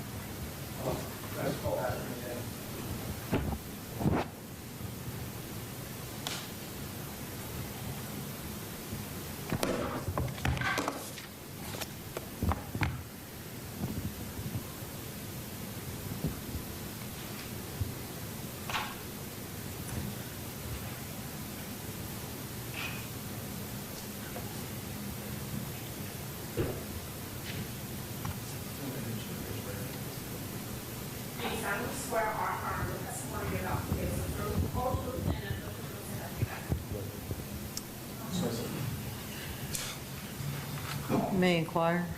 Judge, I apologize. I appear to be having some difficulty logging on. I logged on earlier, and now... I'm hearing you mutter, but I don't know what you're saying. Oh, I'm sorry, Judge. I said I'm apparently having some difficulty logging on to the court's audiovisual system. I checked it just before. Sure. Take a minute.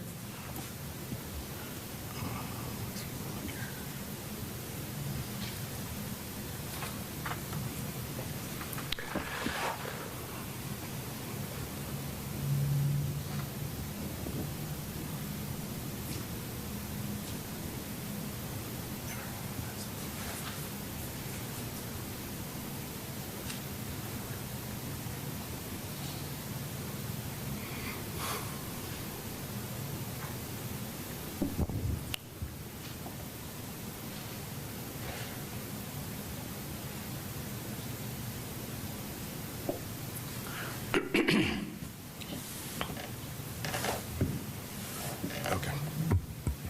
Good morning, sir. Good morning. Could you please state your complete name for the record? My name is Patrick McKenna. And what do you do, sir? I'm a licensed private investigator. And how long have you been doing that? 35 years, I think. 35 years? Something like that, 34. Okay. Could you give the jury just a brief synopsis of your professional career as an investigator? Started out as a probation officer in '75 in Chicago. Then I moved to Florida. Was a probation officer here till '78. And I went to the public defender's office, started some programs there, and then I went out on my own as an investigator. Okay. And so how long have you been in private practice as an investigator? Probably 40 years. 40 years? 78, Okay. 41 years. And how did you become involved in this case? I was court appointed. I was asked by Mr. Lenneman. Okay. And what did you do as part of your employment on this case? Well, a number of things, but I think for today it's the photography. I took some photos and a video. I've also interviewed some people and pulled records, things like that. Okay. So did you visit either one of the crime scenes? Yes. Did you visit the Walmart scene where the alleged shooting occurred? Yes. And what did you do there? Took a number of photographs and a video. Okay.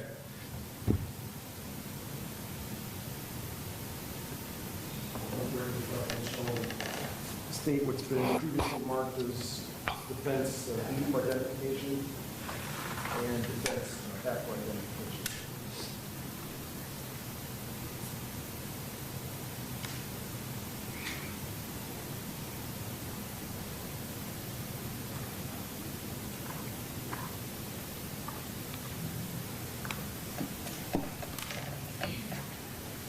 May I approach the witness, Your Honor? Yes, sir.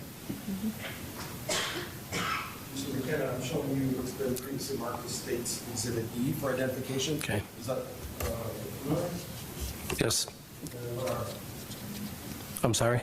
what is it? These are photographs that I took up at the Walmart on August 7th of this year.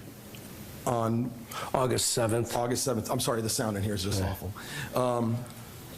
It's just various images of the Walmart shopping center. Correct. From north to south. North to south, east to west. Okay. Try to And get it. how did you just generally, how did you go about doing that? I just walked up to Walmart face on, and started taking pictures left and right, and then I came onto the scene there at Walmart and took a number of other photographs. Okay. You know, there's been some reference through other testimony. Do you know off the top of your head which side is north and which side is south? If I'm facing the entrance to the Walmart shopping center? I believe to my left is the north. Okay. So if I'm looking straight at the entrance, Yes. this way to the left, I think, yes. and this way to the right, It's south, yes. and it's a lot further down and south than it is to the Walmart. Yes.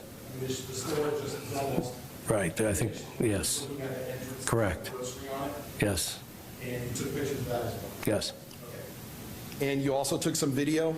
yes, sir. And what was the purpose of your taking the video? Just try to get an idea of the walk from the front door to the, I think it's a garden center way at the other end. Okay. So you Just get a, you walked, your video camera, you walked up to that front entrance right? and then turned to the right? Yes, sir. Yep, yes, sir. Basically went all the way down? To the end, yes. Okay.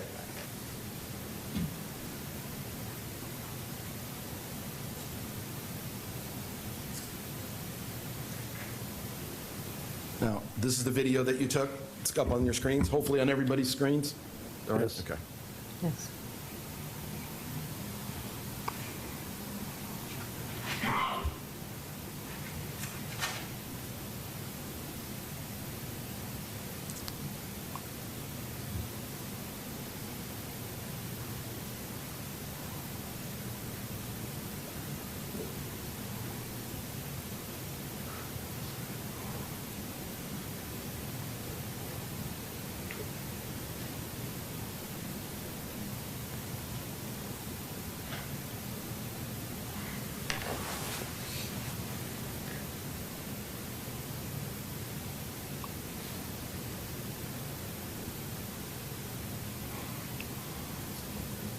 Okay.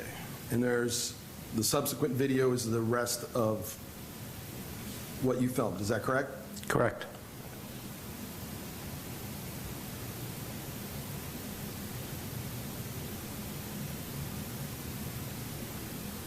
And again, for the jurors, in this video, you're walking south. Yes, sir.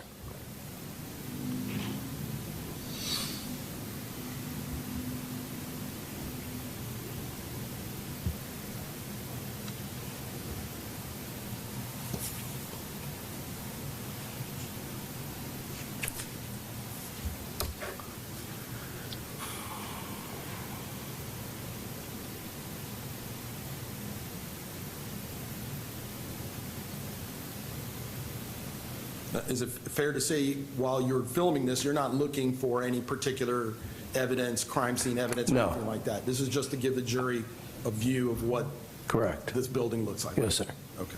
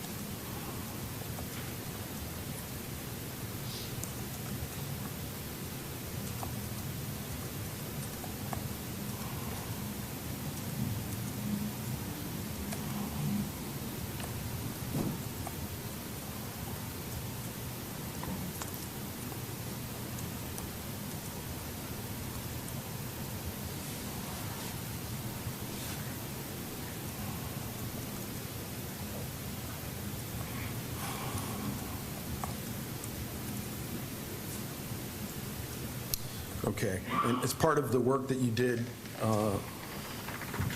for Mr. Lloyd, you also got to review in-store security video that was provided to us by the state of Florida. In Discovery, yes. Is that correct? Correct. Okay. Your Honor, at this time, the defense would like to tender some of the in-store videos.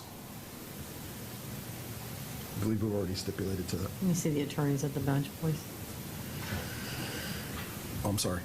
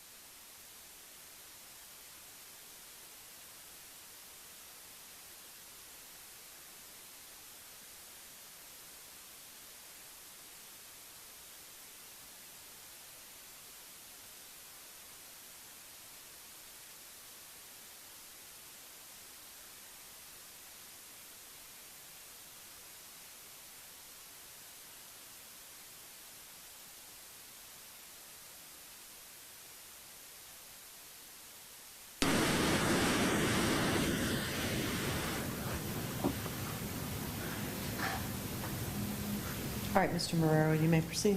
Thank you, Your Honor.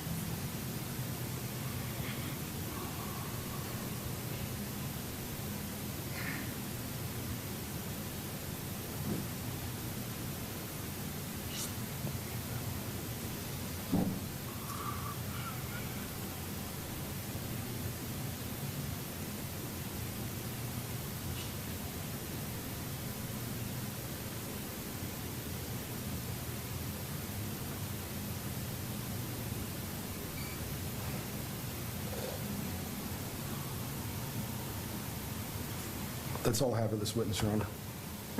Cross.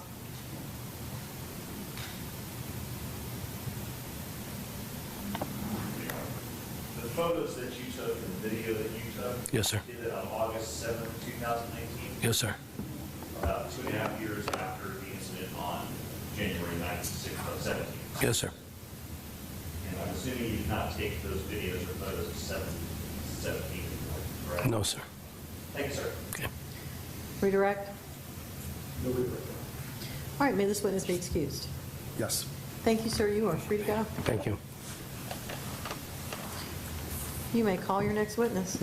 Defense would call Anna Cox. I'm sorry, who? Anna Cox. Thank you.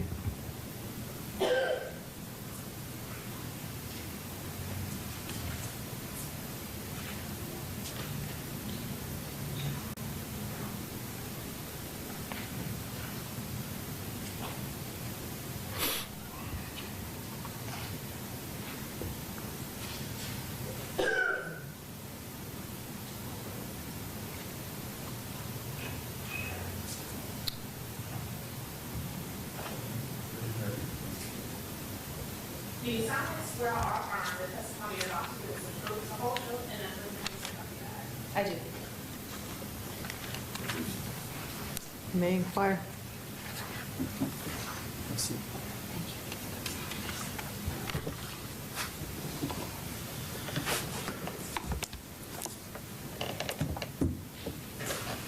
Morning, ma'am. Good morning. Could you please state your complete name for the record? Anna Marie Cox. And how are you employed? I own my own private forensic consulting business. Okay. And how did you get into that? I originally became involved in forensics as an autopsy technician for Hillsborough County Medical Examiners almost 20 years ago. I was then subsequently hired by the Pinellas County Sheriff's Office in their crime scene unit as a forensic science specialist, which is just a fancy term for a crime scene investigator. So I did crime scene investigations for about 3 weeks shy of 13 years, where I responded to everything from minor property crimes to multiple fatal death investigations. And I left there and immediately started my own consulting business to focus on areas of primary interest in forensic for myself. So when you work for the Hillsborough County Sheriff's Office, obviously you work for the state of Florida, correct? I worked for Pinellas County State Sheriff's Office, Hillsborough County Medical Examiners. Okay. Did you ever testify for the state of Florida as a witness, as a crime scene investigator? Many times. Okay. And since you left and went out to private practice, have you testified for the state in any cases? I have. And for the defense as well? I have. All right. And when were you retained in this case? I was originally retained. I'd have to look directly at my report for the exact time frame. Well, more or less. About a year ago. Okay. And what was your job? What were you required to do? I have many specialties that I, in the discipline of forensics, I do blood stain analysis, I do proper homicide processing techniques. I also am proficient in chemical enhancement as well as proper crime scene documenting procedures, including but not limited to photography and sketching and note-taking. Okay. In this particular case, did you ever go to either or both of the crime scenes? I did respond to both. In other words, the scene where Sade Dixon was shot at her home and the Walmart shopping center where Sergeant Clayton was allegedly fired at? Correct. I responded to both. Okay. Did you, when you went to the Walmart scene, what did you do there? I basically walked around the location to kind of get a spatial feel for the layout of the Walmart, the entrances, the exits, the overall aesthetic appearance of the Walmart. I walked around there. The other thing that I did was took a close look at some of the areas that had been documented the day of the incident. And then I also subsequent did a very extensive search for what in the field are sometimes called strike marks or defects that can be the result of weaponry being fired. And why'd you do that? I did that because the scene was an outdoor scene, and by the nature of an outdoor scene and understanding that the incident was a fluid and dynamic type of incident, it's not uncommon for there to be evidence that is located outside of the original area that was considered to be roped off or considered to be the crime scene. So knowing that and having worked multiple scenes where I've done that, I went there to see if there was any potential strike marks or defects in the building itself that hadn't been documented on the original day of the incident. Had you worked crime scenes in the past that had strike marks? Hundreds. So you're familiar with what they would probably look like? Yes. And did you find any at that scene? I did find what I consider to be a defect that I felt was consistent in appearance with a possible projectile. Okay. And you took some photographs? I did. Let's have a look at some of the photographs you took.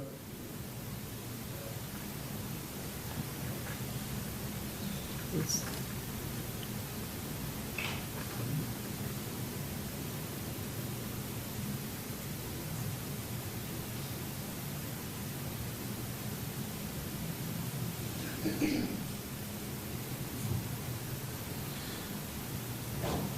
Now, you provided these photographs to us, is that correct? I did. And I believe earlier I showed you a disc that contains the photographs that you took?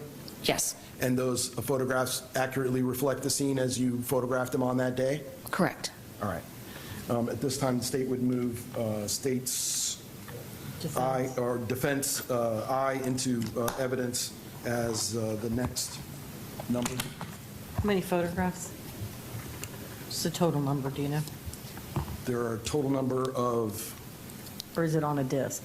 It's on a disc, Your Honor. All right. Any objection from state? No objection, Your Honor. All right, this will be received without objection as defense exhibit number 6.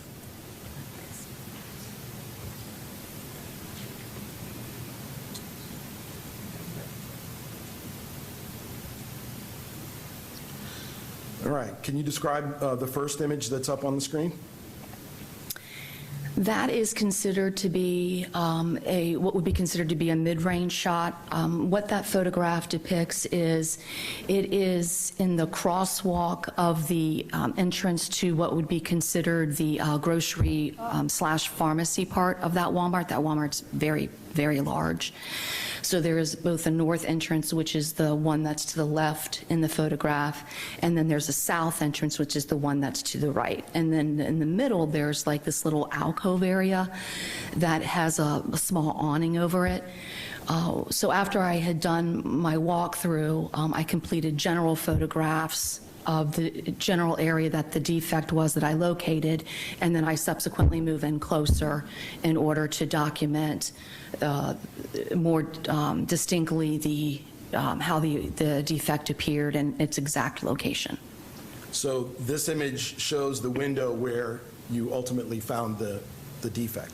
Yes, and a way to orient where I'm ultimately directing my attention is there's a shopping cart that's almost in the center of the photograph. That is a good reference point to use when you look at subsequent photographs. Oh, you put the shopping cart there? I did not. It just happened to be there. Oh, okay. All right.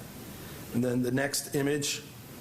That is also considered a mid-range photograph. However, it is a closer, obviously, to the windows of the building. You can still see the shopping cart in the photograph to orient.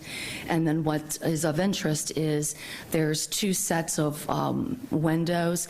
The set to the left and the window to the far left is the window of interest. The lower metal frame or silver-colored framing is what's of interest in that.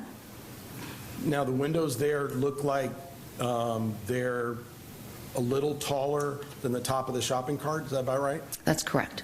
Did you measure where the bottom of the window sill is to the ground? I did. And how many inches was that?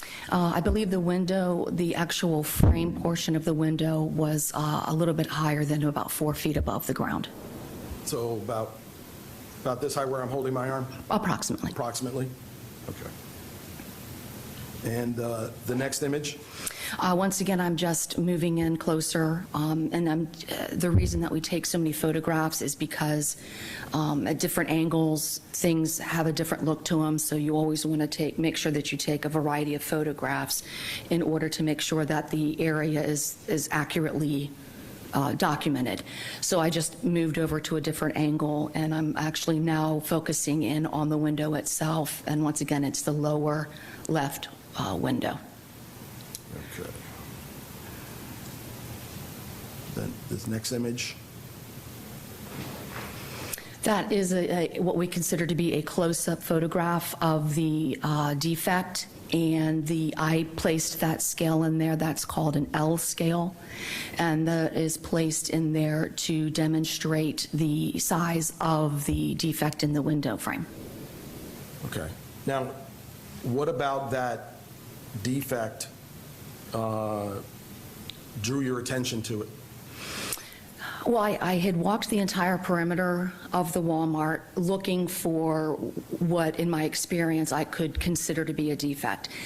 That was the only location that I found of interest. So when I located the defect and where it was located in approximation to the other evidence that had been collected the day of the incident, I felt it was necessary to document it. What I also did do was to make sure that I wasn't wasting anybody's time. I looked at all the window framing, all the way down from the north end of that Walmart, all the way down to the south end of that Walmart, to see if maybe that was a manufacturing defect. Just to make sure that there wasn't what would be considered an external environmental issue that I could account that defect being caused by. I wasn't able to find anything at the Walmart that I thought, okay, this is going to be the cause of this defect. This is what caused it. I didn't find anything, and that's why I continued to document it as such. I mean, it's too high up to be hit by a shopping cart, is that right? That's correct. That's what it appears like in the photograph. Unless somebody's lifting the shopping cart up and... Right. Does its size, as it shows up in this image and as you saw it at the store, does its size comport with what could be a bullet projectile? It's consistent, yes. Consistent with? Could you say anything more about it as far as if it is a projectile, what caliber it could conceivably be? I can't. I can just tell you that it's not consistent with like an AK-47 projectile. I've worked scenes with those, not consistent with pellets from a shotgun. So I was able to exclude that was a possible cause of that defect. Okay. You didn't do any sort of chemical analysis on it? I did not. The defect on the window it appears to be in a sheltered part of the building, is that correct? It has a roof over it? Yes, it's actually sheltered on both sides because it is inset into the building, and then it's also sheltered by a ceiling, and then there are also random pillars that prevent what I would assume to be motor vehicle activity up into that portion of the Walmart. Okay. Now, this image that you took, when did you take this? On October 2nd of this year.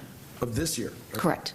So as a result of your having found this defect and photographed this defect, did it provoke you to do anything else? I did go back over this weekend and review the original photographs from the original day of the incident to see if I could find any photographs to see whether or not that defect was in any of those photographs. And I did that to maybe help with a time frame of when the defect could have or couldn't have occurred. And I did find one photograph that was taken not the day of the incident, but a couple days later. And that photograph was provided in discovery? Is that Correct, yes. And so you got to review all the discovery that the defense received from the state? Is that Yes. right? Okay. Let me bring up that. Is this the image that we're talking about? Yes, that's the photograph that was taken by a representative of the law enforcement agency. Just a few days after the shooting? Correct. And so what did you do to this image to be able to see what you saw? Did you zoom into it? I did. This is what would be considered a distance photograph, and so what I did was I very slowly identified the area of interest from the experience that I had at the Walmart, and I did just that. I very slowly basically zoomed in until I was able to locate the window of interest, and then based on having been at the scene, as soon as I got to about that point and zooming in, I was like, that is consistent in appearance with the projectile or the possible defect that I saw October 2nd, and that was taken in January of 2017. And you compared this image to the images that you took and what you saw in person, and the defect that shows up in this photograph, can you say that it's in the same location as the one that you photographed recently? Yes. All right. Could you, just for the record, could you just describe where on the image as it's zoomed in now, where the defect is? There's a pillar that's in the middle of the photograph. If you look, and it is actually in the middle of the left window. If you look towards the right, where the L in the lower frame, where the two panes of glass meet, and then there's a frame, and then the lower frame, it's a little bit to the left of the L, to the right of the pillar. It's a little grayish looking mark? Correct. It's discolored in the photograph. I'm going to show you what's been previously marked as defense G. Is this the same photograph you were talking about that you zoomed in on? Yes. And then defense H, which is? That is a zoomed in version that's similar to what's on the screen right now. This time defense would move G and H in the evidence. Any objection? All right, these will be received without objection, as G is defense 7 and H is defense 8. Now, the image that we printed up of the zoom is not very large. No. Why is that? Only because the larger you get, the more you can distort what's called the pixelation of the photograph.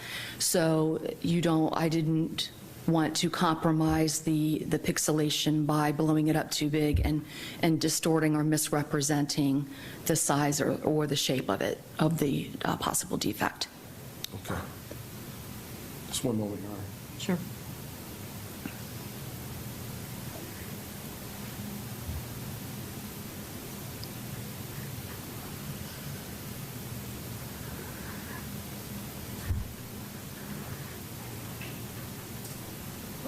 Ms. Cox, did you become aware of the bullet fragment that was located at the south end of the Walmart?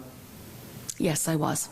Did you read the depositions of the crime scene investigator and the detective regarding how it was turned over to them and how it became, basically ended up here in the courthouse? I did. Do you have an opinion as to the quality of the work that was involved in the recovery of that fragment, its documentation, and just how it would have been done if you'd have done it? I didn't feel that the documentation was appropriate as far as there was, as I'm aware of, and I've asked for photographs of that fragment, and it's my understanding that there is none. So I do feel like that is inappropriate and for any crime scene evidence that's collected. I also was unsure as to why a crime scene investigator didn't respond back to the location, having been contacted by law enforcement and told by law enforcement that they thought it might be relevant. I personally would not have handled, as a crime scene investigator, I would have asked them to identify the location of the projectile or the defect or the fragment by marking it with anything, taking a business card, folding the business card, putting it over it, standing there until I got back so that I could document that in relation to the rest of the evidence that was collected that same day. And then I would have collected that evidence myself. Did you also respond to the scene where Sade Dixon was shot? I did. And what is that place? That was a residence.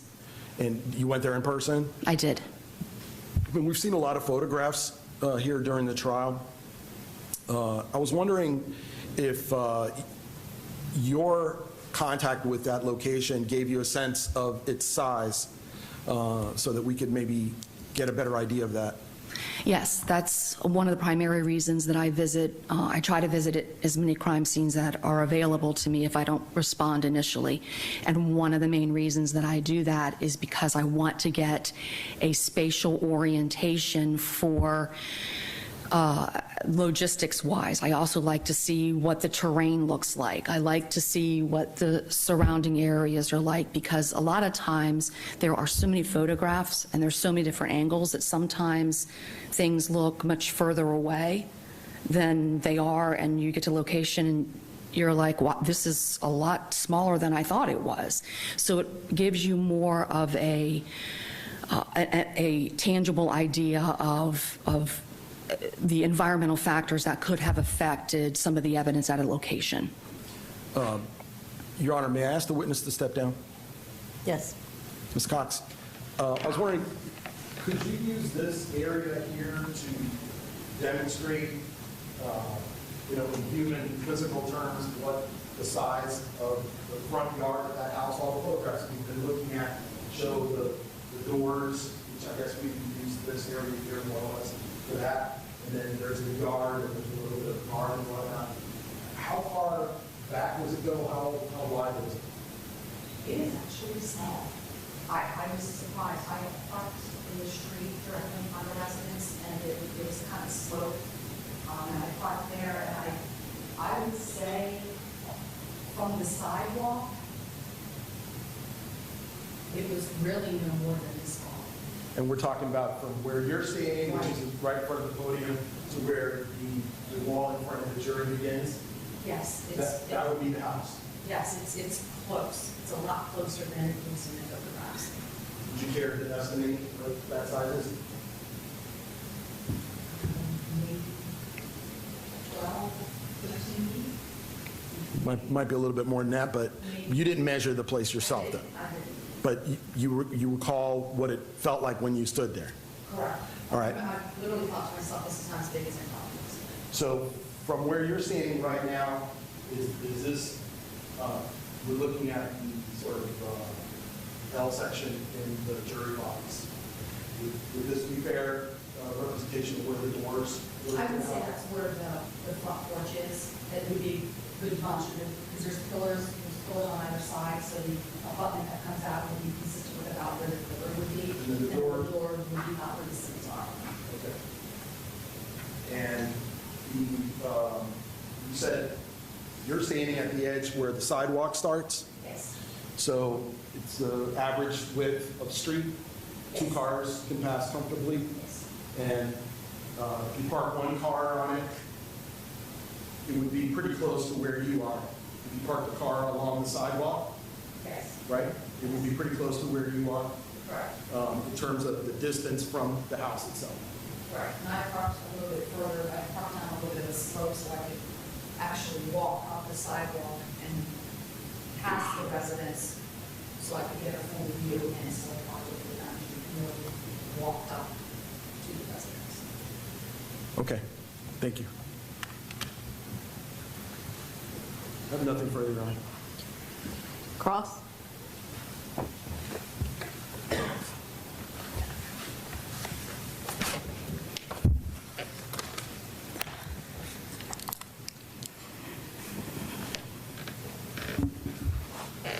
Regarding this defect that you were speaking about at Walmart, Yes, sir.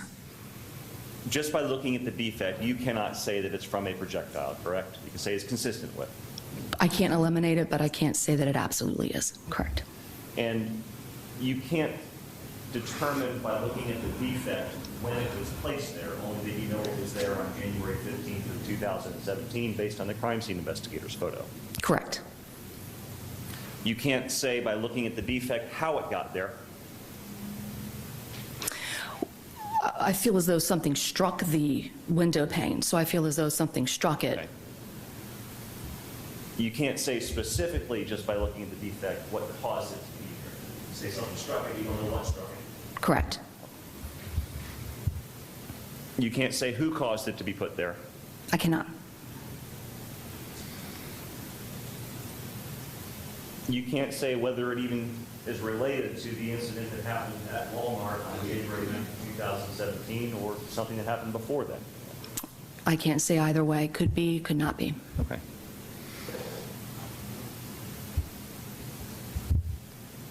And even assuming it is a projectile strike from the incident that happened at Walmart, you can't say from which firearm that strike was caused?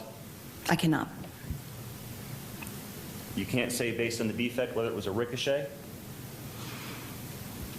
I can't say. It didn't look like fragmentation defect because it was the size of it, but I can't say exactly the size of the object was that hit it.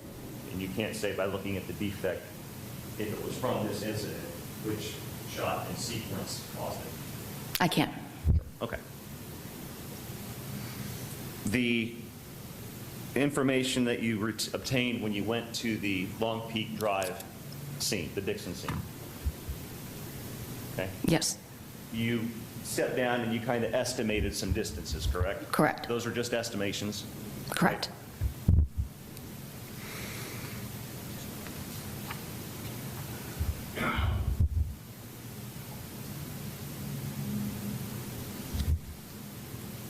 I don't remember if this was asked on direct, but regarding the defect in the sill at Walmart, you didn't do any kind of chemical analysis or testing to determine if there was any kind of projectile components in that defect, correct? Correct, I did not. Okay. Thank you, ma'am. Redirect.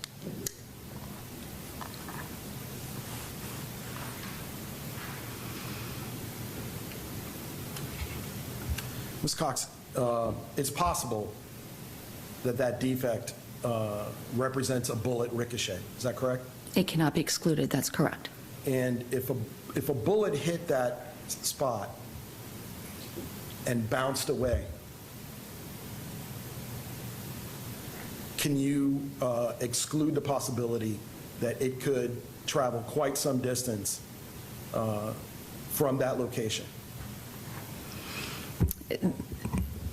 Depending on the angle that it impacted, projectiles and fragments and casings can do crazy things because there's a lot of factors. There's the amount of force behind it, the item that it ricochets off of, if there's any other secondary items that it can bounce. So, well, the item that this defect was located on is metal. Is that correct? Yes. I know you didn't do a meteorological exam on it, but it looks like aluminum, like it's commonly used in window frames. It was consistent in appearance with what I see at other businesses as framing for windows.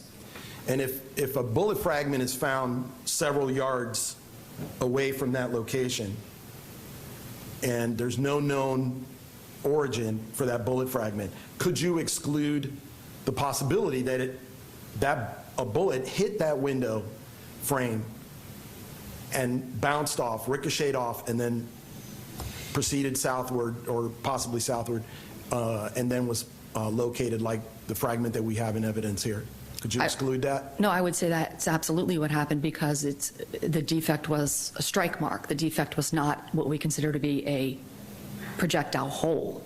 So I had no reason to believe that whatever made contact with that window frame entered the frame. Whatever made contact with that window made contact and then ended up somewhere else. Okay, I have nothing further. May this witness be excused? Yes, Your Honor. State. All right, thank you, ma'am. You are free to go. All right, that brings us to the lunch hour. Your Honor, just briefly, if I haven't already done so, I just want to move in defense F into evidence, and defense E into evidence. What's F? What is it? Came in the disc, and the photographs came in through this weekend. All right, I think those were already admitted, weren't they? I just wasn't sure. They were already admitted, yeah. All right, we're going to take a break for lunch. Before we do, Juror 921, when do you need to get your work, your time and days submitted?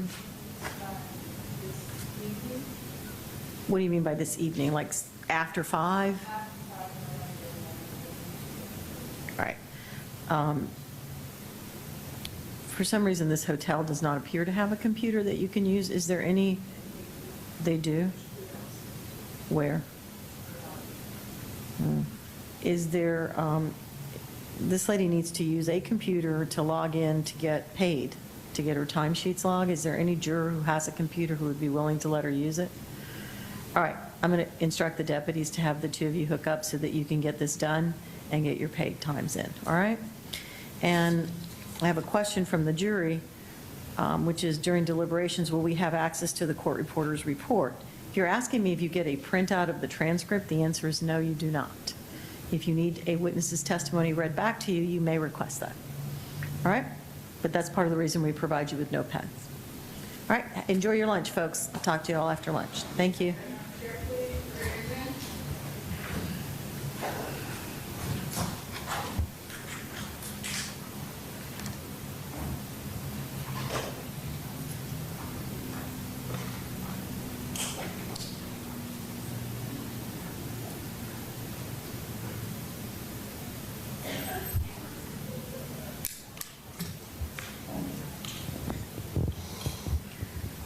Anything else we need to address? Yes, before lunch? Judge, there is. So as you know, we plan on putting on Mr. Lloyd's last, Judge, after we put on our case. And one of the witnesses we intend to call is our phone expert from Tallahassee. He drove from Tallahassee. I understand that the state is making objections to the admissibility of the text. We have an argument that we can make, but it's related to Mr. Lloyd's testimony. So I would like to get his testimony in, obviously, setting the predicate, marking the evidence, and all those things, so we can tie them up subject to Mr. Lloyd's testimony. I just wanted to let the court know. Otherwise, he's going to have to stay and be put on tomorrow, and then I'm not going to be able to talk to Mr. Lloyd until those are in evidence, because there's that, you know. Stay. I have no objection to any witness IDing or authenticating whatever piece of evidence that you seek to admit. I would just object to any interpretation of it or comment on it as far as the contents until the predicate is established. I think it's proper for a witness to comment on the contents or interpret what the contents of the text messages are anyway. Yeah, he wasn't going to do that anyway. I mean, So he's just going to authenticate the text messages? Yeah, he's going to lay the predicate, and then when Exactly. Mr. Lloyd testifies, He if downloaded the Mr. stuff. Lloyd finishes the predicate, then you can move it into evidence? Correct. Okay, so the problem is now resolved, right? Yes. Great. Just want to make sure. Anything else? No. If there's any other piece of evidence that Mr. Lemon wants, if you could just let me know, so that we'd like to front the jury that I haven't done something I'm asked to do. What did I have? Tell the jury that the state's going to get me a cell phone, and I've never heard anything about getting a cell phone. He's correct, Judge. I made a mistake because I didn't realize that they had asked Ms. Dixon whether she turned over the phone to Detective Savelli, and I realized at that moment that for me to get that phone information introduced, I had to get it to the introduced, obviously, because so Wiki goes and gets the phone from them at the police department and downloads on the program all the information that is going to be introduced.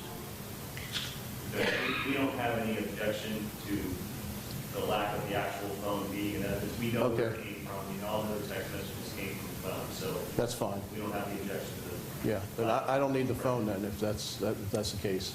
All right, so you're expecting to rest this afternoon after Mr. Lloyd testifies? No, remember we have the firearms guy coming Tomorrow? tomorrow. Okay. All righty. Anything else? That's it. Court's in recess. 1:30.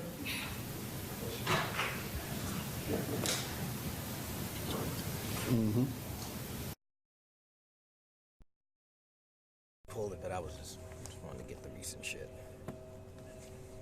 If not, I'll find it. I don't know what wound up in my packages last week.